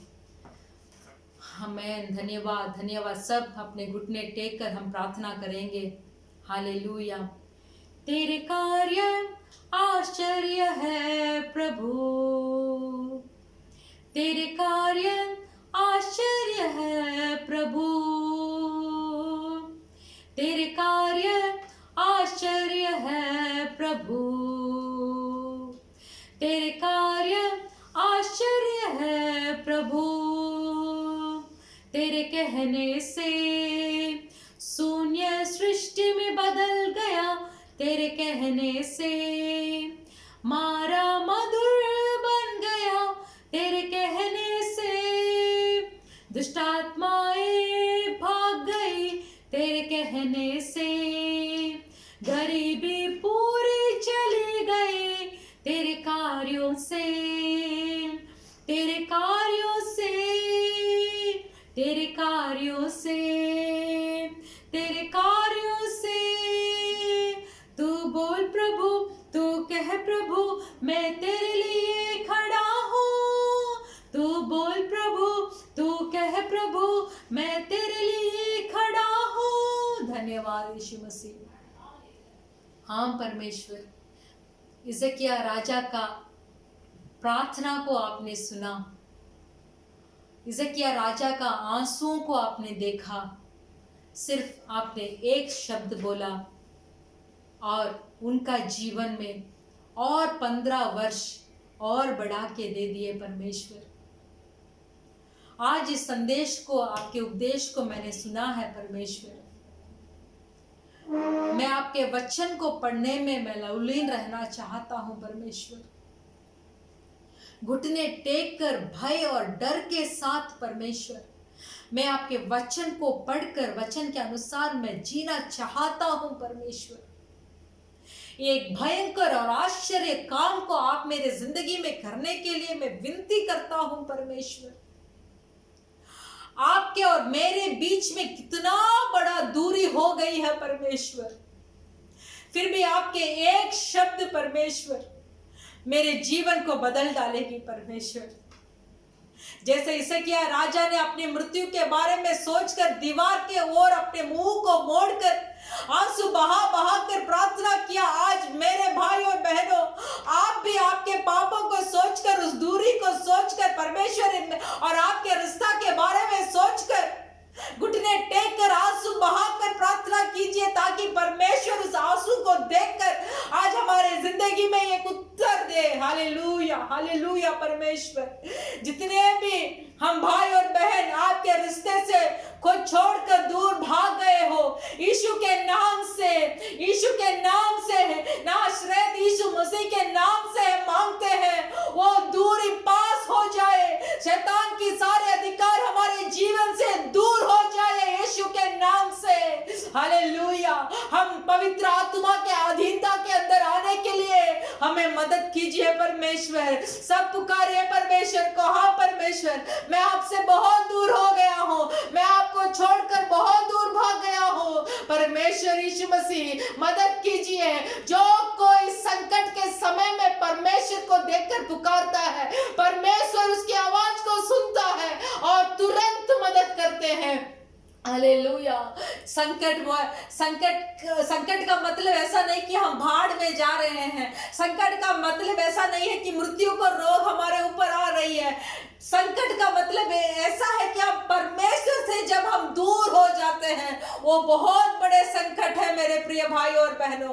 परमेश्वर का वचन को जब हम तोड़ देते हैं, छोड़ देते हैं, आज्ञा पालन करना भूल जाते हैं, विधियों को भूल जाते हैं, तो हमारा परिस्थिति बहुत बड़े संकट में पड़ा है मेरे प्रिय भाई और बहनों। आज एक मन फिराव का दिन है, आज एक मन फिराव का दिन है। घुटने टेकिए, आंसू बहाइए, बोलिए, आश्चर्य काम करने वाले परमेश्वर, एक ही शब्द में मुर्दों को जिलाने वाले परमेश्वर, आज मुझे जिलाइए, आज मुझे जिलाइए, मेरा आत्मा और प्राण को जिलाइए। आपका वचन मेरे लिए आत्मा होना है, आपका वचन मेरे लिए जीवन होना है परमेश्वर। Hallelujah, hallelujah, hallelujah. धन्यवाद यीशु मसीह। इस संदेश के लिए हम धन्यवाद बोलते हैं। हमारे कलीसिया परिवारों में सब भाई और बहन आज से आपके वचन, आपके विधियों, आपके आज्ञाओं को पकड़कर हमें चलना चाहिए परमेश्वर। एक भी दिन आपसे दूर नहीं होना चाहिए, एक भी पल आपसे दूर नहीं होना चाहिए परमेश्वर। मृत्यु के रोग आए भी तो, संकट आए भी तो, सारे परिस्थिति में परमेश्वर हम सिर्फ आपको देखकर पुकारना है। सिर्फ भरोसेमंद परमेश्वर को देखकर हमें पुकारने का योग्य हमें बना दीजिए परमेश्वर। आपके बिना हम कुछ भी नहीं है परमेश्वर। आपके बिना मेरे जीवन में संसारिक आशीर्वाद है तो भी वो कुछ भी नहीं है। आपके बिना मेरे इस शरीर में प्राण जीवन है भी तो कुछ भी नहीं है परमेश्वर।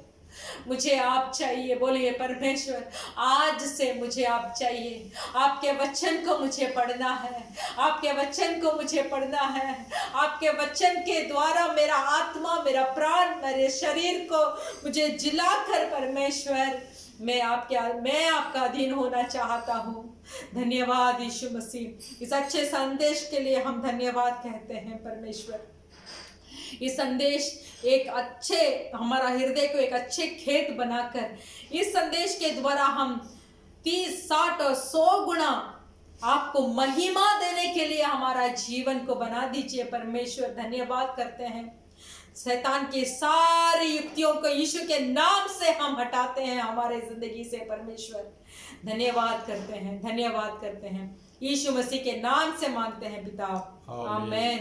கர்த்தராகிய இயேசு கிறிஸ்து கிருபையும் यीशु मसीह का कृपा, பிதாவாகிய தேவனுடைய அன்பும் पिता परमेश्वर का प्रेम, பரிசுத்த ஆவியானவருடைய அந்யோன்ய ஐக்கியம் पवित्र आत्मा का सौभाग्यता இன்றும் என்றும் நம் அனைவரோட கூட இருப்பதாக। आज और हर पल हमारे साथ होते रहे, amen. Amen. Hallelujah hallelujah, hallelujah hallelujah. जय मसीह। जय मसीह।